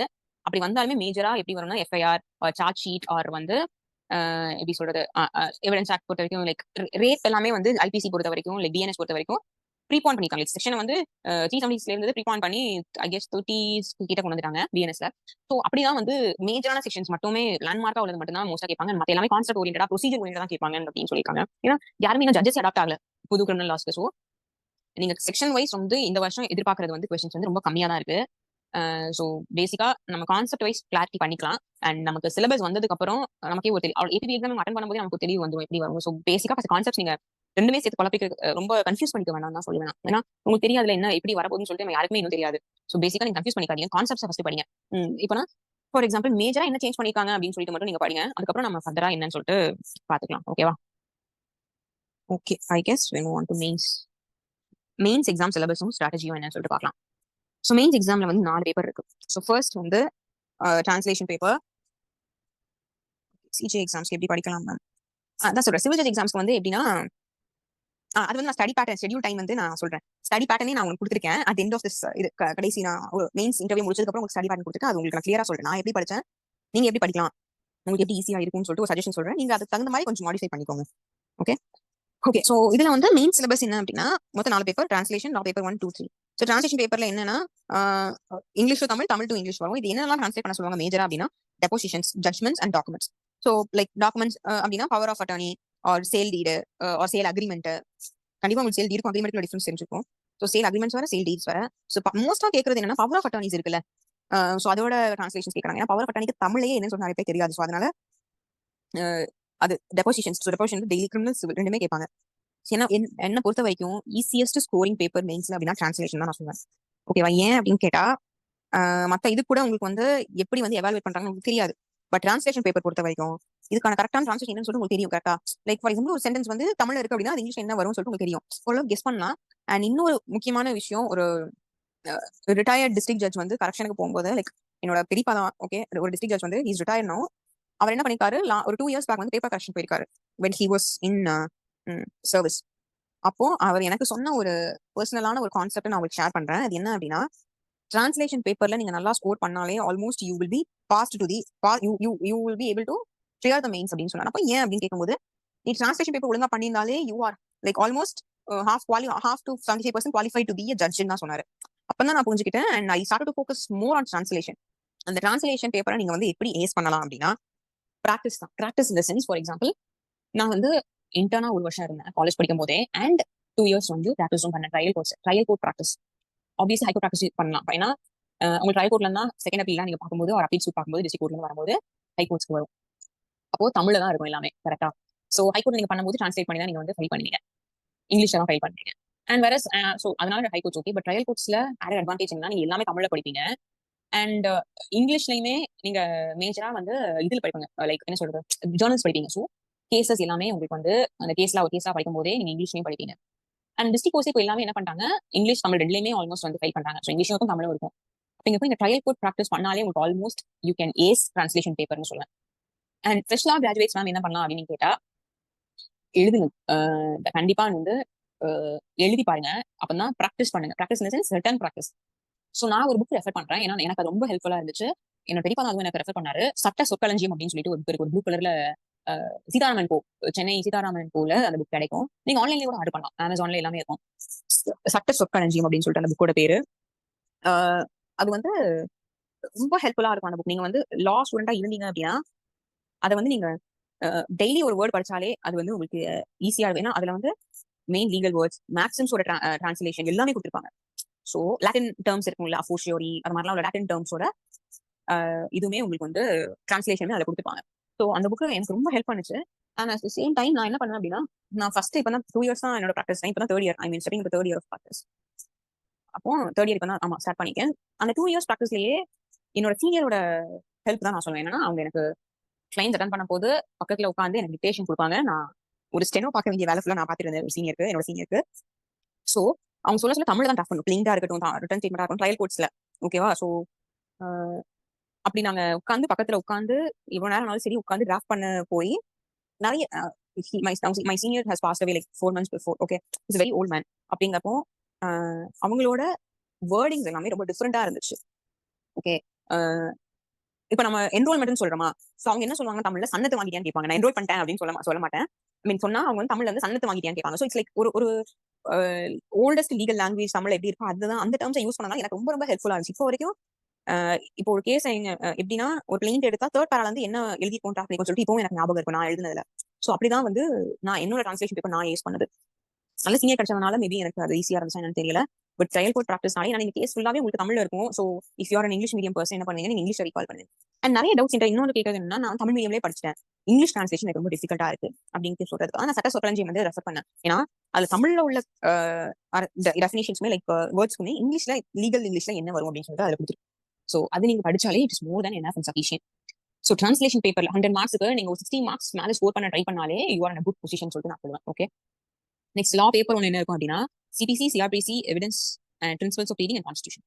ஸோ பிரின்சிபல்ஸ் ஆஃப் ப்ளீடிங் தான் வேற ஒன்றும் இல்லை. என்னன்னா நீங்க டிராஃப்டிங் பண்றீங்கல்ல, ஃபார் எக்ஸாம்பிள் ஒரு ப்ளீடிங் டிராஃப்ட் பண்றீங்க, ஒரு பேசிக்கா நீங்க ஒரு கவுண்டர் ஒரு ரிட்டன் ஸ்டேட்மெண்ட் டிராஃப்ட் பண்றீங்க அப்படின்னா, அந்த ப்ளீடிங்ஸ்ல என்னென்ன பேசிக் கான்செப்ட்ஸ்லாம் இருக்கும், லைக் என்னெல்லாம் இன்க்ளூட் பண்ணணும், என்னென்ன இடத்துல இன்க்ளூட் பண்ணணும்னு சொல்லிட்டு ஒரு சின்ன ஒரு டெஸ்டிங்காக தான் இந்த கொஸ்டின் கேட்பாங்க. மோஸ்டா ஈஸியா ஆன்சர் பண்ணிடலாம். அண்ட் சிபிசி, சிஆர்பிசி, எவிடன்ஸ்ல என்ன கேட்பாங்க அப்படின்னா கான்ஸ்டியூஷன். அப்படி இதுல வந்து நம்ம பிராக்டிசிங் அட்வொகேட்ஸ் எல்லாமே சிபிசி, சிஆர்பிசி, எவிடன்ஸ் ஓரளவுக்கு எழுதிடலாம். பட் கான்ஸ்டியூஷன் வரும்போது ஃப்ரெஷ்ஷாக கிராஜுவேட்ஸ் வந்து கொஞ்சம் அப்பர் ஹேண்ட் இல்லை. ஏன்னா நீங்க fresh out of law school, constitution ஃப்ரெஷ்ஷாக இருக்கும், உங்களுக்கு படிச்சிருப்பீங்க. ஸோ உங்களுக்கு ஃபைனலாக அப்ளை பண்ணும்போது ரொம்ப ரொம்ப ஈஸியா இருக்கும். பட் ஸோ ப்ராக்டிசிங் அட்வொகேட்ஸ் என்ன பண்றோம் அப்படின்னா, நம்ம கான்ஸ்டியூஷன் சைடே போறது இல்லை. ரிட்ரிபியூஷன் பாக்குறவங்க மட்டும் தான் ஹைகோர்ட்ஸ் கான்ஸ்டியூஷன் சைடு போறாங்க. மற்ற யாருமே செகண்ட் அப்பீல் அப்பீல் சொல்லிட்டு கிரிமினல் சைட் சிவில் சைட் பாக்குறவங்க யாருமே மோஸ்ட் கான்ஸ்டியூஷன் சைட் போறது இல்லை. ஸோ அப்படிங்கிறப்ப எப்படின்னா நம்ம பிலிம்ஸ் அண்ட் மெயின்ஸ்க்கு பிலிம்ஸ் படிக்கும்போதே என்ன அட்வைஸ் பண்ணுங்க அப்படின்னா, மெயின்ஸ்க்கும் சேர்த்து படிங்க. பிலிம்ஸ் வந்து ஃபுல்லி செக்ஷன் ஓரியன்ட். நம்ம இப்போ கிளாஸ்லேயே எல்லா கிளாஸ் எப்படி எடுக்கிறோம், எல்லா கிளாஸ்லேயும் எப்படி எடுக்கிறாங்க வித் லேண்ட்மார்க் கேஸ்லாவோட என்ன மேஜர் ப்ரொவிஷன் வந்து என்ன மேஜர் அமெண்ட்மெண்ட் வந்து அப்படின்னா எடுக்கிறோம். ஸோ இது வந்து மெயின்ஸ்க்கும் சேர்த்து தான். ஸோ பிலிம்ஸ் படிக்கும்போதே மெயின்ஸ்க்கும் படிச்சிருங்க. அந்த ஒரு கான்ஃபிடன்ஸ்ல எப்பவுமே படிங்க. நம்ம கண்டிப்பா பிலிம்ஸ் கிளியர் பண்ண போறோம், அதனால மெயின்ஸ்க்கும் சேர்த்து படிக்கணும். கான்ஃபிடன்ட்ல நீங்க கிளியர் பண்ணா ஓவர் கான்ஃபிடன்ட் வேணாம், பட் கான்ஃபிடன்ட்டா நீங்க படிச்சு கிளியர் பண்ணாலே உங்களுக்கு வந்து உங்களுக்கு நீங்க கிளியர் பண்றது ரொம்ப easy. Okay, so constitution basically films and mains நம்ம படிக்கும்போதே பிலிம்ஸ் படிக்கும்போதே லேண்ட்மார்க் கேஸ் லாஸ் எல்லாம் இருக்குன்னு சொல்லிட்டு படிச்சா மெயின்ஸ்ல லா பேப்பர் ஒன் வந்து நிறைய ப்ராக்டிசிங் அட்வொகேட்ஸ் வந்து போட்டோ விடுறது வந்து லா பேப்பர் ஒன்று தான். ஸோ அது மட்டும் ஏன்னா கான்செப்ட் வைஸ் நம்ம என்ன கான்செப்ட், பட் மற்றபடி சிபிசி சிஆர்பிசினா கான்செப்ட் வைஸ் நம்ம எழுதிடலாம். ஏன்னா நம்ம ப்ராக்டிஸ் பண்றோம், நம்ம ஓரளவுக்கு தெரியும். ஸோ இதான் law paper one. Law paper 2 and 3 வந்து என்னன்னா ஜட்மெண்ட் ரைட்டிங். ஒன்று வந்து framing of issues and civil judgment. Law paper 3 framing of charges and. So பேசிக்கா இதோட சிம்பிள் ஹேக் வந்து நான் கத்துக்கிட்டது என்ன அப்படின்னா, என்னோட சீனியர்ஸ் கிட்ட இருந்து clear this exam. Framing of issues கரெக்டா சிவில் ஜட்மெண்ட் பொறுத்த வரைக்கும் இஷ்யூஸ் கரெக்டா ஃப்ரேம் பண்ணி ஒரு ஸ்பெசிஃபிக் ரிலீஃப் ஆக்ட் எடுத்துக்கோங்க. மோஸ்டா நீங்க ஸ்பெசிஃபிக் ரிலீஃப் ஏன் படிக்க சொன்னேன் உங்களை பிலிம்ஸ்ல அப்படின்னா, உங்களுக்கு வந்து மோஸ்டா ஜட்மெண்ட் ரைட்டிங் வந்து ஸ்பெசிஃபிக் ரிலீஃப் ஆக்ட் ஓரியன்டா தான் வரும். ஏன்னா சிவில் எல்லா மோஸ்ட் கேஸ்மே ஸ்பெசிஃபிக் ரிலீஃப் ஆக்ட் வந்து ஆல்மோஸ்ட் சிமிலரா தான் வருது, அதை பொறுத்து தான் வருது. ஸோ ஸ்பெசிஃபிக் ரிலீஃப் ஆக்ட் நீங்க படிச்சா உங்களுக்கு வந்து ரொம்ப நிறைய 4 கொஸ்டின் வந்து பிலிம்ஸ் பண்ணிடலாம். ஜட்மெண்ட் ரைட்டிங் ஈஸியா எழுதலாம். ஸோ பேசிக் கான்செப்ட் வந்து 16C specific relief act ready and willingness concept இருக்கும். ஸோ ஜட்மெண்ட் எழுதும்போது நீங்க கண்டிப்பா உங்க தனித்தனி கிளாஸஸ் நடக்குது உங்களுக்கு ஜட்மெண்ட் ரைட்டிங். அதிலே சொல்லி கொடுப்பாங்க. ஸோ பேசிக்கா சும்மா நான் உங்களுக்கு எக்ஸாம்பிளுக்காக சொல்றேன். இப்போ 16C எடுத்துக்கிட்டா செக்ஷன் 16 ஆஃப் ஸ்பெசிஃபிக் ரிலீஃப் ஆக்ட்ல ரெடி அண்ட் வில்லிங்னஸ் ஒரு கான்செப்ட் இருக்கு, டு என்ஃபோர்ஸ் த கான்ட்ராக்ட் அப்படின்னு சொல்லிட்டு. அப்போ ரெடினஸ் அண்ட் வில்லிங்னஸ் இது ரெண்டுமே ப்ரூவ் பண்ணா என்ன அப்படின்னு சொல்லி ரீசன் கேஸ்லாம் எப்படி சொல்லுது அப்படின்னா, ரெடினஸ் அண்ட் வில்லிங்னஸ் ரெண்டுமே ப்ரூவ் பண்ணணும் சைமல்டேனியஸா. ரெடினஸ் மட்டும் ப்ரூவ் பண்ணக்கூடாது, வில்லிங்னஸ் சேர்த்து ப்ரூவ் பண்ணாதான் you can get what you pray for. So alternate பெயரும் வாங்கிக்கலாம் ஸ்பெசிஃபிக் ரிலீஃப் ஆக்ட் படி அப்படின்னு சொல்லிட்டு தனித்தனி கான்செப்ட் இருக்கு. ஒன் ஆஃப் இன்ட்ரெஸ்டிங் சப்ஜெக்ட் என்ன பொறுத்த வரைக்கும் specific relief act is interesting subject. So இது மாதிரி இஷ்யூஸ் நீங்க கரெக்டா ஃப்ரேம் பண்ணாலே உங்களுக்கு almost you will be under okay you have clear the பேப்பர்னு சொல்லிட்டு நீங்க கரெக்டா அது மாதிரி சார்ஜஸ் இந்த அஃபென்ஸ்க்கு இந்த சார்ஜ் கரெக்டா நீங்க ஃப்ரேம் பண்ணாலே மோஸ்டா வந்து ஆல்மோஸ்ட் நீங்க வந்து கிளியர் பண்ணிடலாம் மெயின்ஸ். ஸோ ஃப்ரேமிங் நீங்க ஃபர்ஸ்ட் ஃபோக்கஸ் பண்ணி வந்து ரைட்டிங் ஆஃப் ஜட்மெண்ட்டை விட இஷ்யூஸ் கரெக்டா ஃப்ரேம் பண்ணி சார்ஜஸ் கரெக்டா ஃப்ரேம் பண்ணுறது இது ரெண்டுமே நல்லா உட்காந்து ப்ராக்டிஸ் பண்ணி உங்களுக்கு உங்களோட சீனியர்ஸ் யாரும் இருந்தா அவங்க கிட்ட கொடுத்து நீங்க எவாலுவேட் பண்ண சொல்லுங்க. இப்போ வந்து நம்ம அகாடமிலேயே வந்து கொடுத்து கொடுக்குறாங்க உங்களுக்கு கொஸ்டின்ஸ் எல்லாமே. So it's very good thing. ரொம்ப ரொம்ப அப்ரிஷியேட் பண்ணுவாங்க. ஏன்னா அட்லீஸ்ட் ஒரு கிரெடிபிளான பர்சன் எவாலுவேட் பண்ணி கொடுக்குறாங்க உங்களுக்கு. ஸோ அதுதான் வேணும். நான் எவாலுவேட் பண்றது காலையில ரொம்ப கஷ்டப்பட்டேன். என் சீனியர் வந்து சிவில், இன்னொரு சீனியர் வந்து சிவில். ஸோ இவங்க 2 பேருக்கு தான் கொடுத்து நான் மாத்தி சொன்னேன். பட் ஒரு கிரெடிபிள் பர்சன் உங்களுக்கு கரெக்ஷன் பண்ணி கொடுத்து உங்களுக்கு கமெண்ட் சொல்றாங்க அப்படின்னாலே யூ ஆர் அண்டர் ரைட் பாத்துன்னு நான் சொல்றேன். ஸோ இதான் 4 papers of mains. So point இதுல என்ன மெயின்ஸ் ஞாபகம் வச்சுக்க வேண்டியது அப்படின்னா, இன்டெப்த் அண்டர்ஸ்டாண்டிங் ஆஃப் லா. நம்ம வந்து பிரிலிம்ஸ் என்ன சொன்னோம், ரீடிங் ஆஃப் பேட் ஆக்ஷன் சொன்னோம். இதுல வந்து இன்டெப்த் அண்டர்ஸ்டாண்டிங் ஆஃப் லா வேணும், கான்செப்ட்ஸ் ஓரியன்ட். அதுதான் இன்டெப்த் அண்டர்ஸ்டாண்டிங் வேற இல்ல. நல்ல கான்செப்ட்டை வந்து புரிஞ்சுக்கணும் ஃபர்ஸ்ட் மெயினா. ஸோ கான்செப்ட் மெயினா நீங்க புரிஞ்சுக்கிட்டாலே உங்களுக்கு ஈஸியா லா பேப்பர் ஒன்லாம் மெயினா கான்செப்ட் ஓரியன்ட். ஸோ அதனால தான் சொல்றேன் இன்டெப்த் அண்டர்ஸ்டாண்டிங் ஆஃப் லா வேணும். அண்ட் ரைட்டிங் ப்ராக்டிஸ் என்னன்னா, time writing 2 and 4 is interconnected with each other. Time manage எழுதுதான் உங்களுக்கு வந்து டைம் வந்து கரெக்டா மேனேஜ் பண்ண முடியும். ஓகேவா? சோ அதுதான் பேசிக்கான கான்செப்ட். சோ ஃபார் எக்ஸாம்பிள் ஒரு 3 மணி நேரம் உங்களுக்கு எக்ஸாம்னா அந்த 3 மணி நேரத்துக்கு வரைக்கும் எழுதிட்டு இருக்க கூடாது. சீக்கிரம் நீங்கன்னா நான் எக்ஸாம்ஸ் இப்போ எழுத போகும்போது மெயின்ஸ் யாருமே ஆல்மோஸ்ட் 70% வந்து கம்ப்ளீட் பண்ண 4 பேப்பருமே ஏதாச்சும் ஒரு பேப்பர் விட்டுறாங்க. ஆல்மோஸ்ட் ட்ரான்ஸ்லேஷன் பேப்பர் தான் மெயினா வந்து எல்லாருமே டைம் இல்லைன்னு சொல்லிட்டு எழுத முடிறாங்க. நீங்க கிளியர் பண்ணவங்க ஆல்ரெடி அட்டம் பண்ணவங்க யார்கிட்டனாலும் கேளுங்க, மெயின்ஸ் ரன் பண்ணவங்க கிட்ட ஃபர்ஸ்ட் நீங்க முடிச்சாங்களான்னு கேளுங்க. நான் முடிக்கிறதே பெரிய விஷயமா இருக்கு. பட் நான் என்ன பண்ணேன், எனக்கு எழுதி பழக்கம் அண்ட் ஃபாஸ்டா நான் எழுத முடியும். நான் சீனியர் கிட்ட உட்காந்து டிக்டேஷன் வாங்கிட்டேன். ஸோ எவ்வளவு நீங்க ஃபாஸ்டா கிளியரா கிளாரிட்டியோட எழுதுறீங்களோ வித்தின் டைம், அதுதான் முக்கியம். அதனால எழுதி பார்க்கணும். நீங்க ஃபார் எக்ஸாம்பிள் சிவில் ஜட்மெண்ட் நீங்க கொஸ்டின் கொடுக்குறாங்க இந்த வீக் அப்படின்னா அகாடமில இருந்து டைம் வச்சுக்கோங்க. மொத்தம் 4 கொஸ்டின் நீங்க எழுத வேண்டியது இருக்கும், 4 ஜட்மெண்ட்ஸ் எழுத வேண்டியது இருக்கும் நினைக்கிறேன். 4 ஜட்மெண்ட். ஸோ ஒரு ஜட்மெண்ட்ஸ்க்கு 3 ஹவர்ஸ்னா ஒரு ஜட்மெண்ட் எவ்வளவு நேரம் ஆகணும் அப்படின்னு சொல்லிட்டு ஒரு டைம் ஃபிக்ஸ் பண்ணிட்டு அதுக்குள்ள எழுதி முடிச்சு இப்ப இருந்தே ஸ்டார்ட் பண்ணுங்க. உங்களுக்கு ரொம்ப ஈஸியா இருக்கும். ட்ரஸ்ட் மீ, இது ரொம்ப ரொம்ப ஹெல்ப் பண்ணும் உங்களுக்கு. And answer structure and presentation. So இது பேசிக்கா அப்படின்னா ஸ்ட்ரக்சர் அண்ட் பிரசன்டேஷன் உங்களுக்கு வந்து பேஜஸ் வந்து லிமிட்டடா தான் இருக்கும். இவ்வளவு உங்களுக்கே கொஸ்டின் நம்பர்ஸ் கொடுத்து எல்லாமே கொடுத்துருவாங்க ஆன்சர் ஷீட்ல. ஜஸ்ட் அந்த கொஸ்டின் நம்பர் பக்கத்துல போய் நீங்க ஆன்சர் எழுத ஆரம்பிக்கலாம். அண்ட் பேஜும் இதுதான் உங்களுக்கு வந்து ரெஸ்ட்ரிக்டா தான் கொடுத்துருப்பாங்க. சோ கிரக்ஸா நீங்க எவ்வளவு முடிக்கீங்க, ஒரு கான்செப்டை எப்படி உங்களால ப்ரிசைஸா சொல்ல முடியுது அப்படிங்கிறத டெஸ்ட் பண்றாங்க நம்மள. சோ அதுக்கு தகுந்த மாதிரி வளவளன்னு எழுதாம இதுதான் பாயிண்ட், இதெல்லாம் இருந்தா இதுதான் கரெக்ட், சோ இந்த செக்ஷனுக்கு இதெல்லாம் இருக்கணும், அவ்வளவுதான், அதோட முடிச்சுங்க. And analytic critical thinking. இது ஏன் சொல்றேன் அப்படின்னா, ஜட்மெண்ட் ரைட்டிங்ல வந்து கிரிட்டிக்கல் திங்கிங் அனாலிசிஸ் வந்து ரொம்ப முக்கியம். நல்லா அந்த கான்செப்டை அந்த ப்ராப்ளம் புரிஞ்சுக்கோங்க, அந்த கேஸை புரிஞ்சுட்டு அதுக்கப்புறம் எல்லாமே அந்த ஃபேக்டை நல்லா ரீட் பண்ணிட்டு அதை அப்ளை பண்ணிப்போமா ஜட்மெண்ட்ல எல்லா ஃபேக்டையுமே. ஏன்னா ஃபேக்ட் ஓரியன்டா தான் நம்ம ஜட்மெண்ட் எப்பவுமே இருக்கும். நீங்க என்ன ஜட்மெண்ட் எடுத்து பார்த்தாலுமே ஃபேக்ட்ஸ் எல்லாமே எதுவுமே கிடையாது. ஓகேவா? சோ ஃபேக்சுவலா நம்ம எல்லாமே இன்க்ளூட் பண்ணிக்கோமான்னு சொல்லிட்டு கண்டிப்பா பார்க்கணும். So அதுதான் கிரிட்டிக்கல் அனாலிசிஸ் பண்ணி அந்த இடத்துல, ஏன்னா ஜட்மெண்ட்ஸ் எப்படி வேணா இருக்கலாம். ஃபார் எக்ஸாம்பிள், நான் வந்து ஒரு பர்சன் கில்ட்டின்னு நினைக்கிற ஒரு பர்சன் ஒரு எவிடன்ஸ் வச்சு கில்ட்டி நினைக்கிறேன்னா, அதே இது இல்ல எவிடன்ஸ் நாட் சஃபிஷியன்ட் சொல்லிட்டு நீங்க வந்து அக்யூட் பண்ணலாம். சோ ஜட்மெண்ட்ஸ் எப்படி வேணா இருக்கலாம். பட் சார்ஜஸ் ஃப்ரேமிங்கிற கான்செப்ட் இருக்குல்ல, அது கண்டிப்பா தெளிவா இருக்கணும்ல. அதுதான் அதே மாதிரி தான் ஒரு ஒரு ஒரு பெட்டி ஒரு பிளைண்டிஃப் வந்து கொடுக்குறாங்க அப்படின்னா ஒரு கேஸை அதை நான் டிஸ்மிஸ் பண்ணலாம். நீங்க வந்து இல்ல யூ கேன் பிளைண்டிஃப் கேஸ் வந்து அப்பீல் பண்ணலாம். So views are completely different. But உங்களோட எவிடன்ஸை நீங்க எப்படி வந்து இன்கார்பரேட் பண்ணுவீங்கன்னு சொல்லிட்டு தான் எவிடன்ஸ் எப்படி அனாலிசிஸ் பண்றீங்கன்னு சொல்லிட்டு பார்ப்பாங்க. சோ பேசிக்கா சிவில் அண்ட் கிரிமினலுக்கு ரொம்ப காமனா இருக்கிற ஒரு விஷயம் வந்து எவிடன்ஸ். எவிடன்ஸ் நல்லா படிச்சுக்கோங்க. And regular reading and updating மாதிரி படிச்சோம். கண்டிப்பா ரெகுலரா ரீட் பண்ணிட்டு இருக்கணும். ஜேர்னல்ஸ் அப்டேட் பண்ணிட்டே இருங்க. நம்ம என்னோட சீனியர் வந்து he passed away like 1 week hospital இருந்து he passed away. But before he was admitted hospital அன்னைக்கு வரைக்குமே அவங்க சார் எப்படி பண்ணுவாங்க அப்படின்னா, I have 2 senior brothers sisters. So பேசிக்கா சார் வந்து என்ன பண்ணுவாங்க அப்படின்னா, he use to read every journal. Read பண்ணதுக்கு முன்னாடி யூஸ் டு ரீட். எப்படிதான் அவ்வளவு ஃபாஸ்ட் ரீட் பண்றாங்கன்னு தெரியல. ஆனா அதோட ரேஷியோ மட்டும் கரெக்டா எழுதி அவர் ஒரு புக் போட்டு வச்சிருப்பாரு. ஃபுல்லா வந்து சைட்டேஷன் புக்னு சொல்லிட்டு. எப்போ நம்ம இப்போ வரைக்குமே நான் ஒரு ரொம்ப கிரிட்டிக்கலான கேஸ் தேடிட்டு இருந்தா கூட, ஐயோ என்னோட சீனியர் இல்லைன்னு சொல்லிட்டு சில டைம் வருத்தப்பட்டு இருக்கும்போது, டவுட் கேட்க முடியல, யார்ட்ட கேட்கணும்னு சொல்லிட்டு வருத்தப்பட்டு இருக்கும்போது, அந்த சைட்டேஷன் புக்ல இருந்து கண்டிப்பா ஆன்சர் இருக்கு. அந்த ரேஷியோவை எப்படிதான் கண்டுபிடிக்கான்னு தெரியல, அவ்வளவு ஆப்டா கண்டுபிடிச்சு எழுதி வச்சிருக்காங்க. So until he passed away he was study. So அதான் சொல்றேன், கடைசி வரைக்கும் நம்ம ஒரு இந்த ஃபீல்டுக்குள்ள வந்தா அப்படியே பண்ணிட்டே தான் இருக்கணும். ஆர் நம்ம லாஸ்ட் வரைக்கும் நம்மளால எதுவுமே நம்ம பேக்வர்ட் தாட்ஸ் தான் இருக்கும். ரீசென்ட் அப்டேட்ஸ் வர வர வர நம்ம படிச்சுட்டே இருந்தா மட்டும்தான் இந்த ஃபீல்ட் நம்ம சர்வை பண்ண முடியும். Hyder you be an advocate are you have become a judge அப்படின்னா இது ரெண்டுமே யாருனாலும் அப்படியே பண்ணிட்டே தான். And reference reading cases. So reading cases நீங்க மெயின்ஸ்ல ரெஃபர் பண்ணும்போது ஒரு கேஸ் எழுதுறீங்கன்னா பாஸ் டைட்டில் தெரிஞ்சா எழுதுங்க, அண்ட் சைட்டேஷன் தெரிஞ்சா எழுதுங்க. அதுவும் கரெக்டா தெரிஞ்சா மட்டும் எழுதுங்க. இல்லைன்னா தயவு செய்து எழுதாதீங்க. உங்களுக்கு ஃபர்ஸ்ட் மெயின்ஸ்ல ஃப்ரண்ட் பேஜ்லயே உங்களுக்கு இன்ஸ்ட்ரக்ஷன்ஸ் இருக்கும், அதுலயே உங்களுக்கு கொடுத்துருப்பாங்க. Marks are not awarded for the citations, but if any wrong citations are given, marks will be deducted accordingly அப்படின்னு சொல்லிட்டு. ஸோ அந்த ரிஸ்கே எடுக்க வேணாம். ஒரு கேஸ்ல இப்படி சொல்லியிருக்காங்க லீடிங் கேஸ்னால ரேஷியோ இந்த கேஸ்ல இப்படி அப்படின்னு சொல்லிட்டு நீங்க எழுதினா மட்டும் போதும். Okay. And focus on language and கிளாரிட்டின்னு சொல்லிட்டு, உங்களோட லாங்குவேஜ் வந்து நீங்க ரொம்ப எக்ஸ்ட்ராடினரியாவும் லாங்குவேஜ் யூஸ் பண்ணக்கூடாது. ரொம்ப ஒரு என்ன சொல்றது, ஒரு பிலோ ஸ்டாண்டர்ட் லாங்குவேஜ் யூஸ் பண்ணணும். நார்மலா ஒரு இங்கிலீஷ் நீங்க எப்படி பேசுவீங்களோ, ஜென்ரல் இங்கிலீஷ், கிராமட்டிக் மிஸ்டேக் பண்ணாலும் பரவாயில்ல, ஜென்ரல் இங்கிலீஷ்ல மத்தவங்க படிக்கும்போது புரியணும், அவ்வளவுதான். அந்த லாங்குவேஜ் ரொம்ப எக்ஸ்ட்ராடினரியா நான் இங்கிலீஷ் பேசுவேன் எனக்கு தெரியும் அப்படிங்கறதுனால எழுதுனா நீங்க தி லாஸ் இஸ் யுவர்ஸ். ஏன்னா உங்களோட ஆப்வியஸ்லி நல்லா இங்கிலீஷ் படிச்சிருப்பீங்க, நல்ல கான்வென்ட்ல படிச்சிருப்பீங்க, நல்ல ஒரு இங்கிலீஷ் ஃப்ளூயன்சியோட இருப்பீங்க, ப்ரொனன்சியேஷனோட இருப்பீங்க. But that doesn't matter. அங்க திருக்கிறவங்களுக்கு அது கிடையவே கிடையாது. ஆன்சர் பேப்பர்ல இருக்க அண்டர்ஸ்டாண்ட் பண்ண முடியுது, அவ்வளவுதான். ரொம்ப எக்ஸ்ட்ராடினரியாவும் திங்க் பண்ணி எழுதாதீங்க, அண்ட் ரொம்ப பிலோ பார் லெவலையும் போய் எழுதாதீங்க. ஜென்ரலா நார்மல் இங்கிலீஷ்ல எழுதுனா போதும். And reviewing and improving already பார்த்தோம். நம்ம ஒரு டைம் எழுதி பார்த்தா தான் நம்ம ரிவ்யூ பண்ண முடியும் நம்ம ஒர்க்கை. அண்ட் நெக்ஸ்ட் டைம் இம்ப்ரூவ் பண்ணணும். அண்ட் இன்னொன்று balance between different papers. Mark exams already சொல்லிட்டேன். So balance between different papers அப்படின்னா 4 பேப்பர்ஸ் இருக்கு நமக்கு. டிரான்ஸ்லேஷன், இது law paper 1, 2 and 3, 2 judgment writing, ஒரு டிரான்ஸ்லேஷன், ஒரு ஜெனரல் கொஸ்டின். அதில் கான்ஸ்டியூஷன் படிக்கணும். Most of CPC, CrPC, IPC, evidence இதுதான். அண்ட் ஸ்பெசிபிக் ரிலீஃப், ஜட்மெண்ட்னாலே ஸ்பெசிபிக் ரிலீஃப் கண்டிப்பா படிக்கணும். டிபி ஆக்ட் கொஞ்சம் உள்ள வரும். இதுதான் மேஜரா படிக்கணும். ஸோ பட் ஜெனரல் பேப்பர்ல அடிஷனல் என்ன படிக்கணும், நம்ம கான்ஸ்டியூஷன் சேர்த்து படிக்கணும். அப்படிங்கிறப்போ பேலன்ஸ் பண்ணுங்க. எல்லா பேப்பரும் ஒரு பேப்பர் டிரான்ஸ்லேஷன் தான் படிப்பேன். டிரான்ஸ்லேஷன் மட்டும் ஸ்கோர் பண்ணா எனக்கு ஸ்கோர் வந்துடும் அப்படி கிடையாது. எல்லா பேப்பரும் நீங்க பாஸ் மார்க்காச்சும் அட்லீஸ்ட் இருக்கணும்ல. ஸோ அப்படி எடுத்து ஸோ பேலன்ஸ் பண்ணி படிக்கணும். ஸோ இன்னைக்கு இந்த பேப்பர் ஃபோக்கஸ் பண்ணுமா, நாளைக்கு அந்த பேப்பருக்கு ஃபோக்கஸ் பண்ணி சப்ஜெக்ட் படிக்கணும் அப்படின்னு சொல்லிட்டு இருக்கணும். ஸோ அதான் balance between different papers. Okay. So இதுதான் மெயின்ஸ்க்கான இது. இதுல எதுவும் டவுட்ஸ் இருந்தா கேளுங்க. நான் ஹாஃப் அன் ஹவர் தான் இருக்கு, நம்ம அதுக்குள்ள ரஷ் பண்ணேன் மற்ற எல்லாமே. அண்ட் முடிஞ்சா இன்னொரு நாளுமே நான் இன்னும் கொஞ்சம் டெப்தாவே இந்த கிளாஸ் நான் எடுக்கிறேன். ஸோ மெயின்ஸ் எதுவும் டவுட்ஸ் இருக்கா? I take it as there are no doubts. Okay. நம்ம நெக்ஸ்ட் வந்து வைவா ஓசி. வைவா ஓசி இன்டர்வியூ ஆக்சுவலி இதே வந்து வைவா ஓசி டெஸ்ட். நீங்க காலேஜ்ல எல்லாம் அட்டன் பண்ணிருப்பீங்க வைவா. ஸோ அது மாதிரி தான் இதுவுமே. ரொம்ப ரொம்ப ஸ்ட்ரெஸ் பண்ணிக்க வேணாம் இதுக்கு. ஸோ இது வந்து நமக்கு சிலபஸ்ல கொடுத்துருக்கு.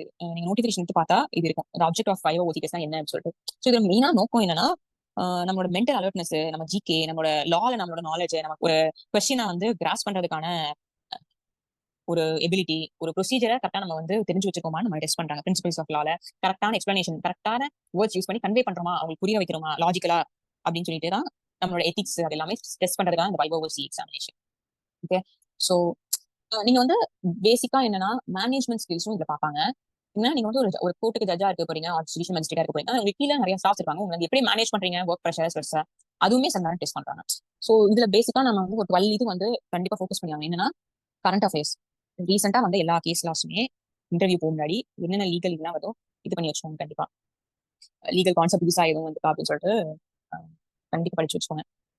அண்ட் எனக்கு ஆப்வியஸ்லி இப்போ மெயின்ஸ் பண்ணா கண்டிப்பா நம்ம அகாடமிலேயே கண்டிப்பா மார்க் இன்டர்வியூஸ் தான் வைப்பாங்க. ஸோ நம்ம அதையுமே பார்ட்டிசிபேட் பண்ணி நம்ம கொஞ்சம் ப்ராக்டிஸ் பண்ணிக்கலாம்.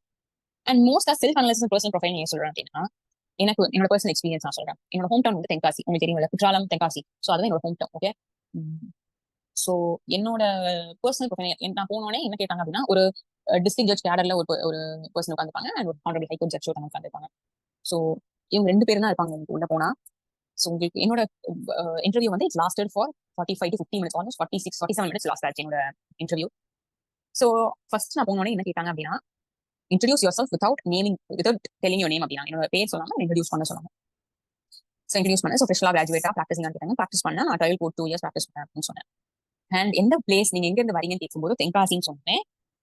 என்கிட்ட ஒரு கொஸ்டின் கேட்டாங்க, ஏன் தென்காசின்னு சொல்லிட்டு உங்களுக்கு அந்த ஊருக்கு பேர் வந்துச்சுன்னு சொல்லிட்டு. அதனால நான் பர்சனல் ப்ரொஃபைல்ன்ற ஒரு கான்செப்ட் போட்டேன்.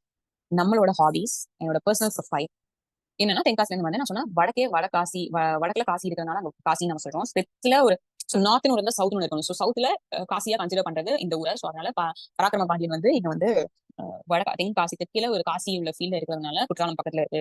ஸோ அப்படிங்கிறதுனால தென்காசின்னு சொல்லிட்டு இங்க ஒரு சிவன் கோயிலையும் கட்டினார் அப்படின்னு சொல்லிட்டு சொன்னேன். ஸோ பர்சனல் ப்ரொஃபைல் வந்து அனலைஸ் பண்றது ரொம்ப ரொம்ப முக்கியம். அண்ட் செல்ஃப் அனாலிசிஸ் இன்னும் என்ன சொன்னா, நான் என்னோட உங்களுக்கு அப்ளிகேஷன் ஃபில் பண்ணும்போது உங்களோட ஹாபிஸ் என்னன்னு கேட்பாங்க. நானே யோசிச்சு அப்போ ஏன்டா ஹாபிஸ் எல்லாம் கேட்கறாங்க அப்படின்னு சொல்லிட்டு.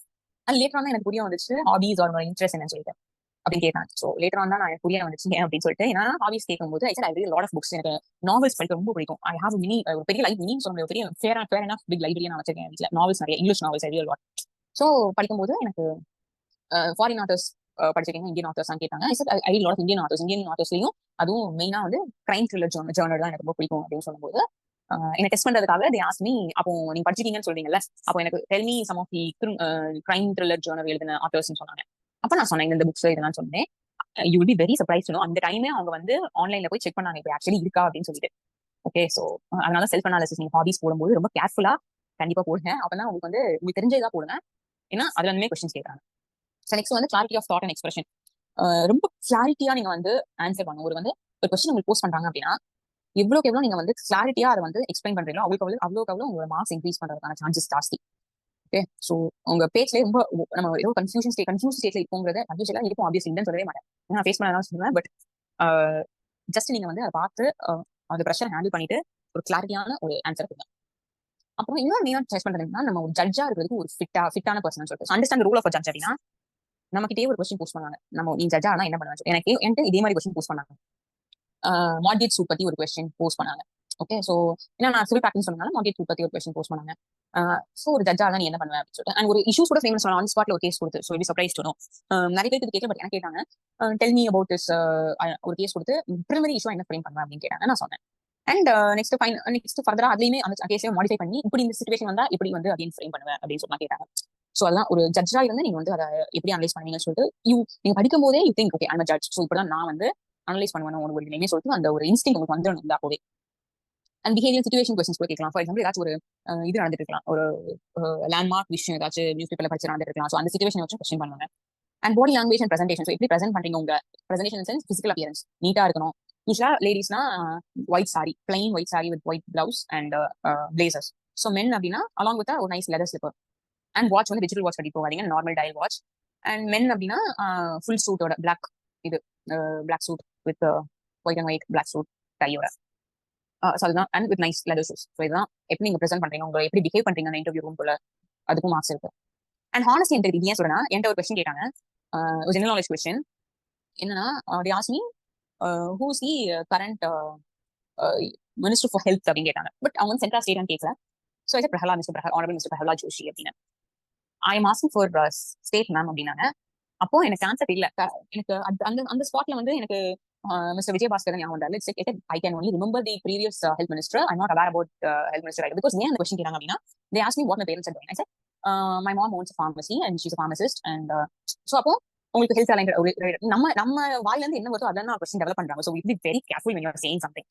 ஸோ அப்படின்னு கேட்கும்போது என்கிட்ட கேட்டாங்க இந்த கொஸ்டின் கேட்கும்போது I said no my lordship, I'm apologies my lordship, I am not aware about it, I cannot recollect it right now அப்படின்னு சொல்லும்போது anyway appreciate your honesty அப்படின்னாங்க. So honesty integrity is very very important. தெரியலன்னு சொல்லுங்க, don't bluff வரும், அது விரும்ப மாட்டாங்க. And nice communication skills வேணும். இங்கிலீஷ் ஸ்டார்ட் பண்ண இங்கிலீஷ்லேயே பேசுங்க, தமிழ் ஸ்டார்ட் பண்ண தமிழ் பேசுங்க, ரெண்டுமே சேர்ந்து கூட பேசுறேன். நான் ஃபர்ஸ்ட் போனோடனே என் சீனியர் சொன்னதுனால நான் வந்து போய் உள்ள போய் கேட்டேன், can I be bilingual my lord அப்படின்னு கேட்டேன். ஃபர்ஸ்ட் போனோடனே we really appreciate you being bilingual னா அவங்க என்கரேஜ் பண்ணாங்க. இங்கிலீஷ் அண்ட் தமிழ் ரெண்டுமே சேர்த்து கூட நீ பேசலாம், there is no problem, that is what you are expecting. அதான் நாங்க எக்ஸ்பெக்ட் பண்ணுவோம் கிட்ட சொல்றாங்க. ஓகே, ஸோ மோஸ்டா try to be bilingual or Tamil ஆரம்பிச்சா தமிழே பேசுங்க, இங்கிலீஷ்னா இங்கிலீஷ்லேயே பேசுங்க, but you can also be bilingual. And 10, 11 and 12 வந்து ரொம்ப இம்பார்ட்டன்ட். ஸ்ட்ரெஸ், கான்ஃபிடன்ஸ் இது எல்லாமே எப்படி டெஸ்ட் பண்ணுவாங்க அப்படின்னா, சம்டைம்ஸ் வந்து கொஞ்சம் ஹார்ஷா பிஹேவ் பண்ற மாதிரி இருக்கும் பேனல். அப்போ you shouldn't be shake by those behaviour. Okay வந்தா வரட்டும், இல்லைனா வில் சி வாட் ஹேப்பன்ஸ் சொல்லி நீங்க விட்டுருங்க அவ்வளவுதான். ஸோ கொஞ்சம் ஹார்ஷா இருந்தாலுமே டோன்ட் லூஸ் யூர் கான்ஃபிடன்ஸ். நான் உள்ள போகும்போதே என்னோட பக்கத்து சேம்பர்ல இருந்து லைக் ரூம்ஸ்ல தான், தனித்தனி ரூம்ஸ்ல தான் 4 பேனல் இருந்தாங்க. தனித்தனி ஒரு பக்கத்து பேனல் ரூம்ல இருந்து ஒரு பொண்ணு, நான் next I was about to go in, ஒரு பொண்ணு வெளியே வந்து அழுதுட்டே வந்தா. So I was really shaken. கண்டிப்பா யாரா இருந்தாலும் பயம் இருக்கும். So it was really so sorry, I was so sorry for her. So நான் உள்ள போகும்போது எனக்கு கண்டிப்பா I was really shaken mentally, but somehow I gained my composure. Okay, என்ன வேணாலும் பாத்துக்கலாம், we just give an attempt அப்படின்னு சொல்லிட்டு நான் உள்ள போனேன். It all went good. So அதனால என்ன இருந்தாலுமே don't lose your cool, be honest, present yourself well. எவ்வளவு ஹார்ஷா இருந்தாலுமே போது, because they are testing your, அவங்களுக்கு வந்து ஹார்ஷா இருக்கணும்னு அவங்க கிடையாது, they want to test your stress level, அவ்வளவுதான். ஓகே, ஸோ இதுதான் பேசிக்கா இன்டர்வியூ அப்ரோச் பண்றதுக்கு. ஸோ நெக்ஸ்ட் பேசிக்கா அப்படின்னா ஒரு ஸ்டடி பிளான் உங்களுக்கு எப்படி அமையணும் அப்படின்னு நான் சொல்றேன். இது வந்து சும்மா நான் வந்து டிவைஸ் பண்ணது.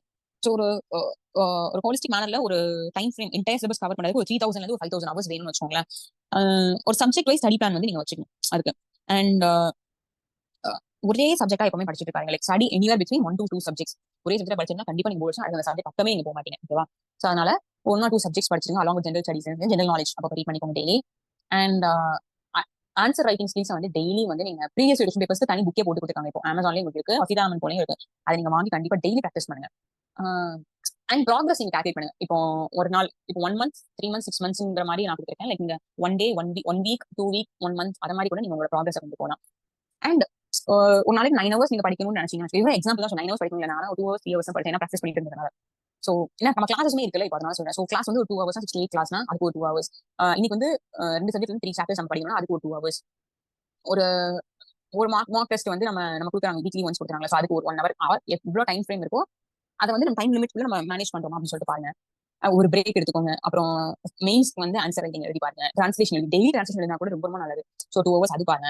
அண்ட் அதை வந்து நீங்களே செல்ஃப் அனலைசிஸ் பண்ணி பாருங்க. உங்களுக்கு செல்ஃப் அனலைஸ் பண்ண முடியும்னா உங்க சீனியர்ஸ் கிட்ட, மென்டார்ஸ் கிட்ட கொடுத்து அதை அனலைஸ் பண்ண சொல்லுங்க. அப்புறம் நெக்ஸ்ட் வந்து என்னெல்லாம் நம்ம மிஸ்டேக் பண்ணுவோம், நம்ம ரீகால் பண்ணி பார்ப்போம்ல, அன்னைக்கு என்ன படிச்சோம்னு சொல்லிட்டு. அப்போ உங்களுக்கு எதுவும் ஞாபகம் வரல, உங்க கான்செப்ட் புரியல அப்படின்னா அதுக்கு ஒரு 1 hour ஊற்றுங்க. ஸோ இப்படிதான் வந்து உங்க ஷெடியூல் வந்து பண்ணிக்கோங்க. அண்ட் அதுக்கு தகுந்த மாதிரி உங்களோட பர்சனல் கேலண்டரையும் இது பண்ணிக்கோங்க. கூகுள் கேலண்டர் யூஸ் பண்ணிக்கலாம், ரொம்ப ஹெல்ப்ஃபுல்லா இருக்கும். அது உங்களுக்கு ரிமைண்ட் பண்ணிட்டே இருக்கும். ஸோ சப்ஜெக்ட் வைஸ் பிளானே முடிக்கிற மாதிரி இருக்கணும். ஒரு master plan, like full okay, இந்த பிள்ளை வரைக்கும் இந்த சப்ஜெக்ட் கவர் பண்ணிட்டோம்னு சொல்லிட்டு ஆன் ஹோல் ஒரு பெரிய வைடர் வியூலையுமே நம்ம முடிச்ச மாதிரி கொண்டு வரணும்.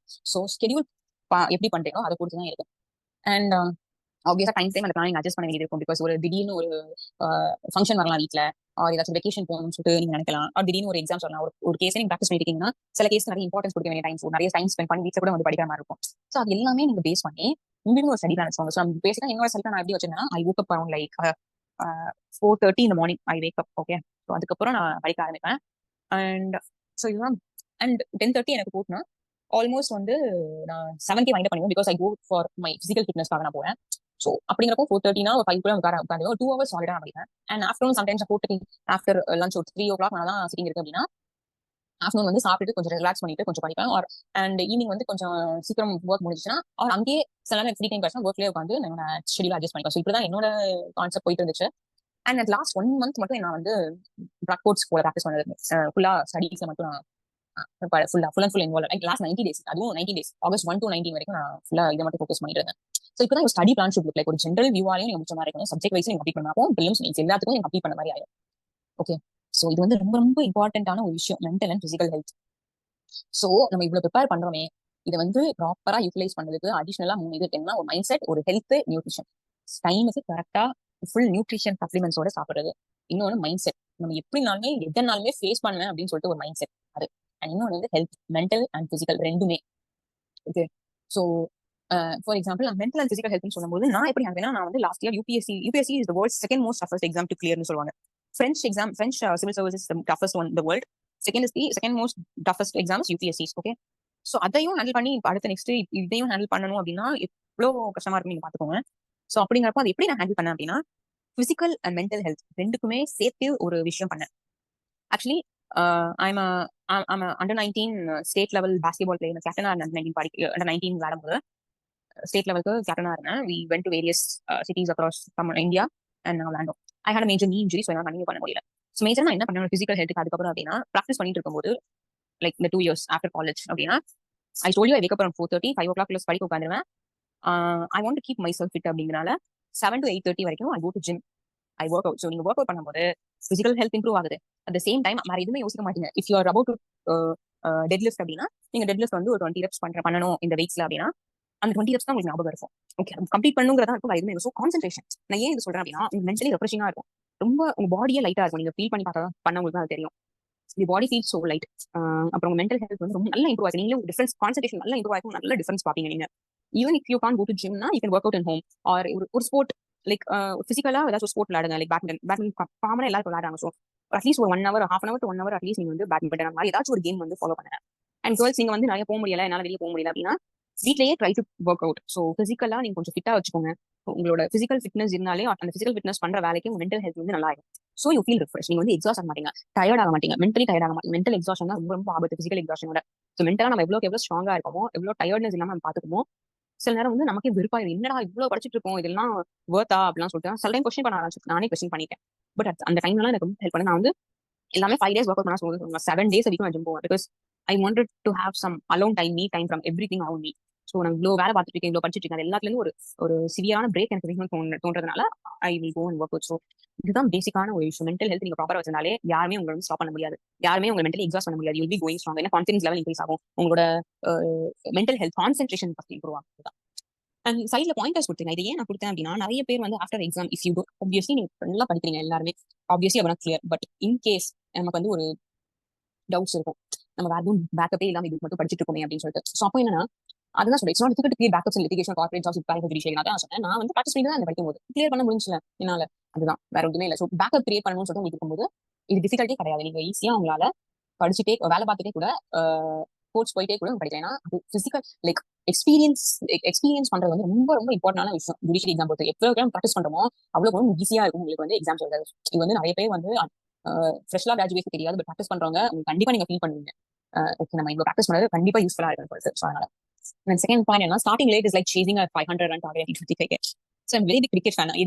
செக்ஷன்ஸே எதுவும் படிச்சாலுமே சில ரெஃபரன்ஸ்லாம் வந்து நான் வேற எதுக்காச்சும் கொண்டு போயிடுவேன். கிரிக்கெட் ஓரியன்டா கொண்டு போயிடுவேன். ஸோ இட்ஸ் லைக் இப்போ ஆரம்பிங்க, ரிலே பண்ணாதீங்க. இன்னில இருந்து உங்க ஷெடியூல் போட்டு ஆரம்பிங்க. Right this moment after this class is over. ஒரு 10 minutes பிரேக் எடுத்து அப்பவே உங்களோட ஷெடியூல் போடுங்க.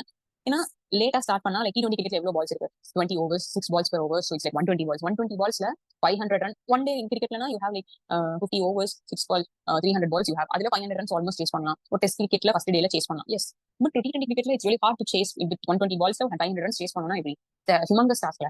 ஸோ இப்போ ஸ்டார்ட் பண்ணாலே you can easily clear the exams. அதான் சொல்றேன், ஸ்டார்ட் now. And இன்னும் அதான் சொல்றேன், spend 1 to 2 hours on mental health and physical fitness no matter what. எந்த எக்ஸ்கியூஸ்மே கொடுக்காங்க. Your body deserves a very good environment to study and for your future as well. So அதை வந்து எப்பவுமே நீங்க வந்து எக்ஸ்கியூஸ் பண்ணிடாதீங்க. Always spend 1 to 2 hours on this mental and physical. And last இது என்னன்னா, இது எனக்கே வந்து ஆப்போசிட்டான ஒரு கோட் தான். Like your first attempt must be your best attempt. The cost of attempting the exam for the second or third attempt is exactly. நான் ரொம்ப feel பண்ணி நான் சொல்றேன், ஃபர்ஸ்ட் அட்டெம்ப்ட் தான் உங்களோட பெஸ்ட் அட்டெம்ப்டா இருக்கும் எப்பவுமே. ஆப்வியஸ்லி அதுக்கப்புறம் கிளியர் பண்ணலையா எல்லாரும் அப்படின்னு கேட்டா ஆப்வியஸ்லி கிளியர் பண்ணிடுவாங்க. பட் அது வந்து கொஞ்சம் உங்களுக்கு எக்ஸாஷன் இருக்கு. நம்ம இவ்வளவு படிச்சு நம்ம போலியே நம்ம அடுத்த கிளியர் பண்ணுவாங்கிற ஒரு செல்ஃப் டவுட் எனக்கு வந்து வந்துச்சு. But I'm okay, right, I want right பார்க்கணும். அதான் எனக்கு அது பெருசா தெரியல. பட் உங்க ஃபர்ஸ்ட் அட்டம் நீங்க பண்றீங்க அப்படின்னா கண்டிப்பா கிவ் யோர் ஃபுல் பெஸ்ட். கண்டிப்பா உங்களால கிளியர் பண்ண முடியும். ஓகே, ஸோ என்னுடைய கிளாஸ் அவ்வளவுதான். ஸோ உங்களுக்கு எதுவும் டவுட்ஸ் இருந்தா கேளுங்க. we have 5 minutes more. வேற எதுவும் டவுட்ஸ் இருந்தா எப்படி இதை வந்து இது பண்ணணும் அப்படின்னு சொல்லிட்டு எதுவும் டவுட்ஸ் இருந்தா you can ask me.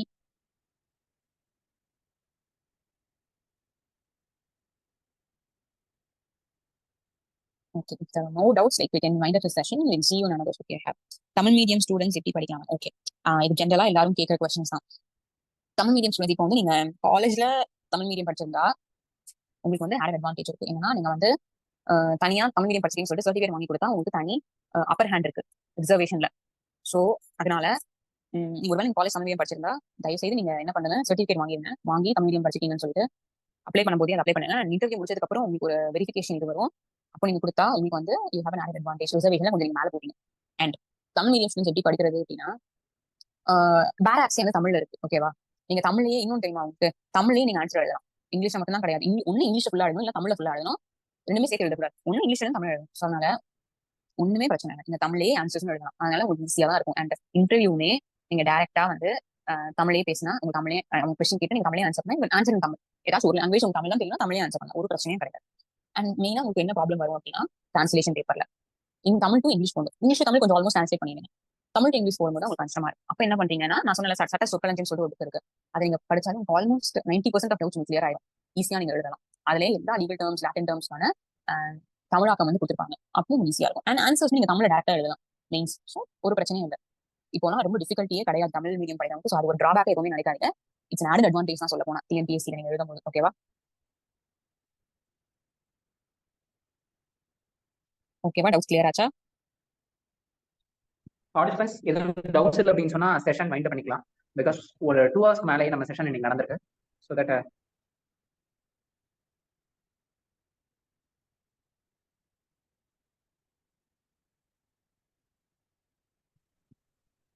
Okay. சுபயோகா மேம், எஸ் பா. செஷன் வைண்ட் பண்ணிக்கலாம் ma'am. Yes yes okay fine பண்ணிக்கலாம். Okay, thank you so much ma'am. Because ஸ்டார்டிங்ல நான் வந்து சிஆர்டிபி கிளாஸ்னு சொல்லிட்டேன். பட் நீங்க வந்து இன்னைக்கு உங்களோட டோட்டல் எக்ஸ்பீரியன்ஸ் எனக்கு தெரிஞ்சு ஒரு 6 to 7 years எக்ஸ்பீரியன்ஸ் வந்து அப்படியே எங்களுக்கு டெலிவர் பண்ணீங்க உங்களோட லாக் கிராஜுவேட் லைஃப் வரைக்குமே எங்களுக்கு. So thank you so much ma'am. So much. ஏன் அப்படின்னு சொன்னா ஒரு நல்லவங்களோட நம்ம இன்டராக்ட் பண்ணும்போது தான் அந்த எக்ஸ்பீரியன்ஸ் வந்து நமக்கு எந்த மாதிரி நம்ம படிக்க முடியும் அப்படின்னு நமக்கு அந்த டிஎன்பிசியோட நேச்சர் அப்பதான் புரியும். நம்ம யூபிசியோட மத்தத கூட நம்மளால பண்ண முடியும். ஆனா ஜுடிஷியல் பர்சனோட பேசும்போது தான் நம்மளால அண்டர்ஸ்டாண்ட் பண்ண முடியும். Thank you so much ma'am. And thank you participants. Thank you ma'am. நீங்களே வைண்ட் பண்ணிடுங்க மேம். ஓகே.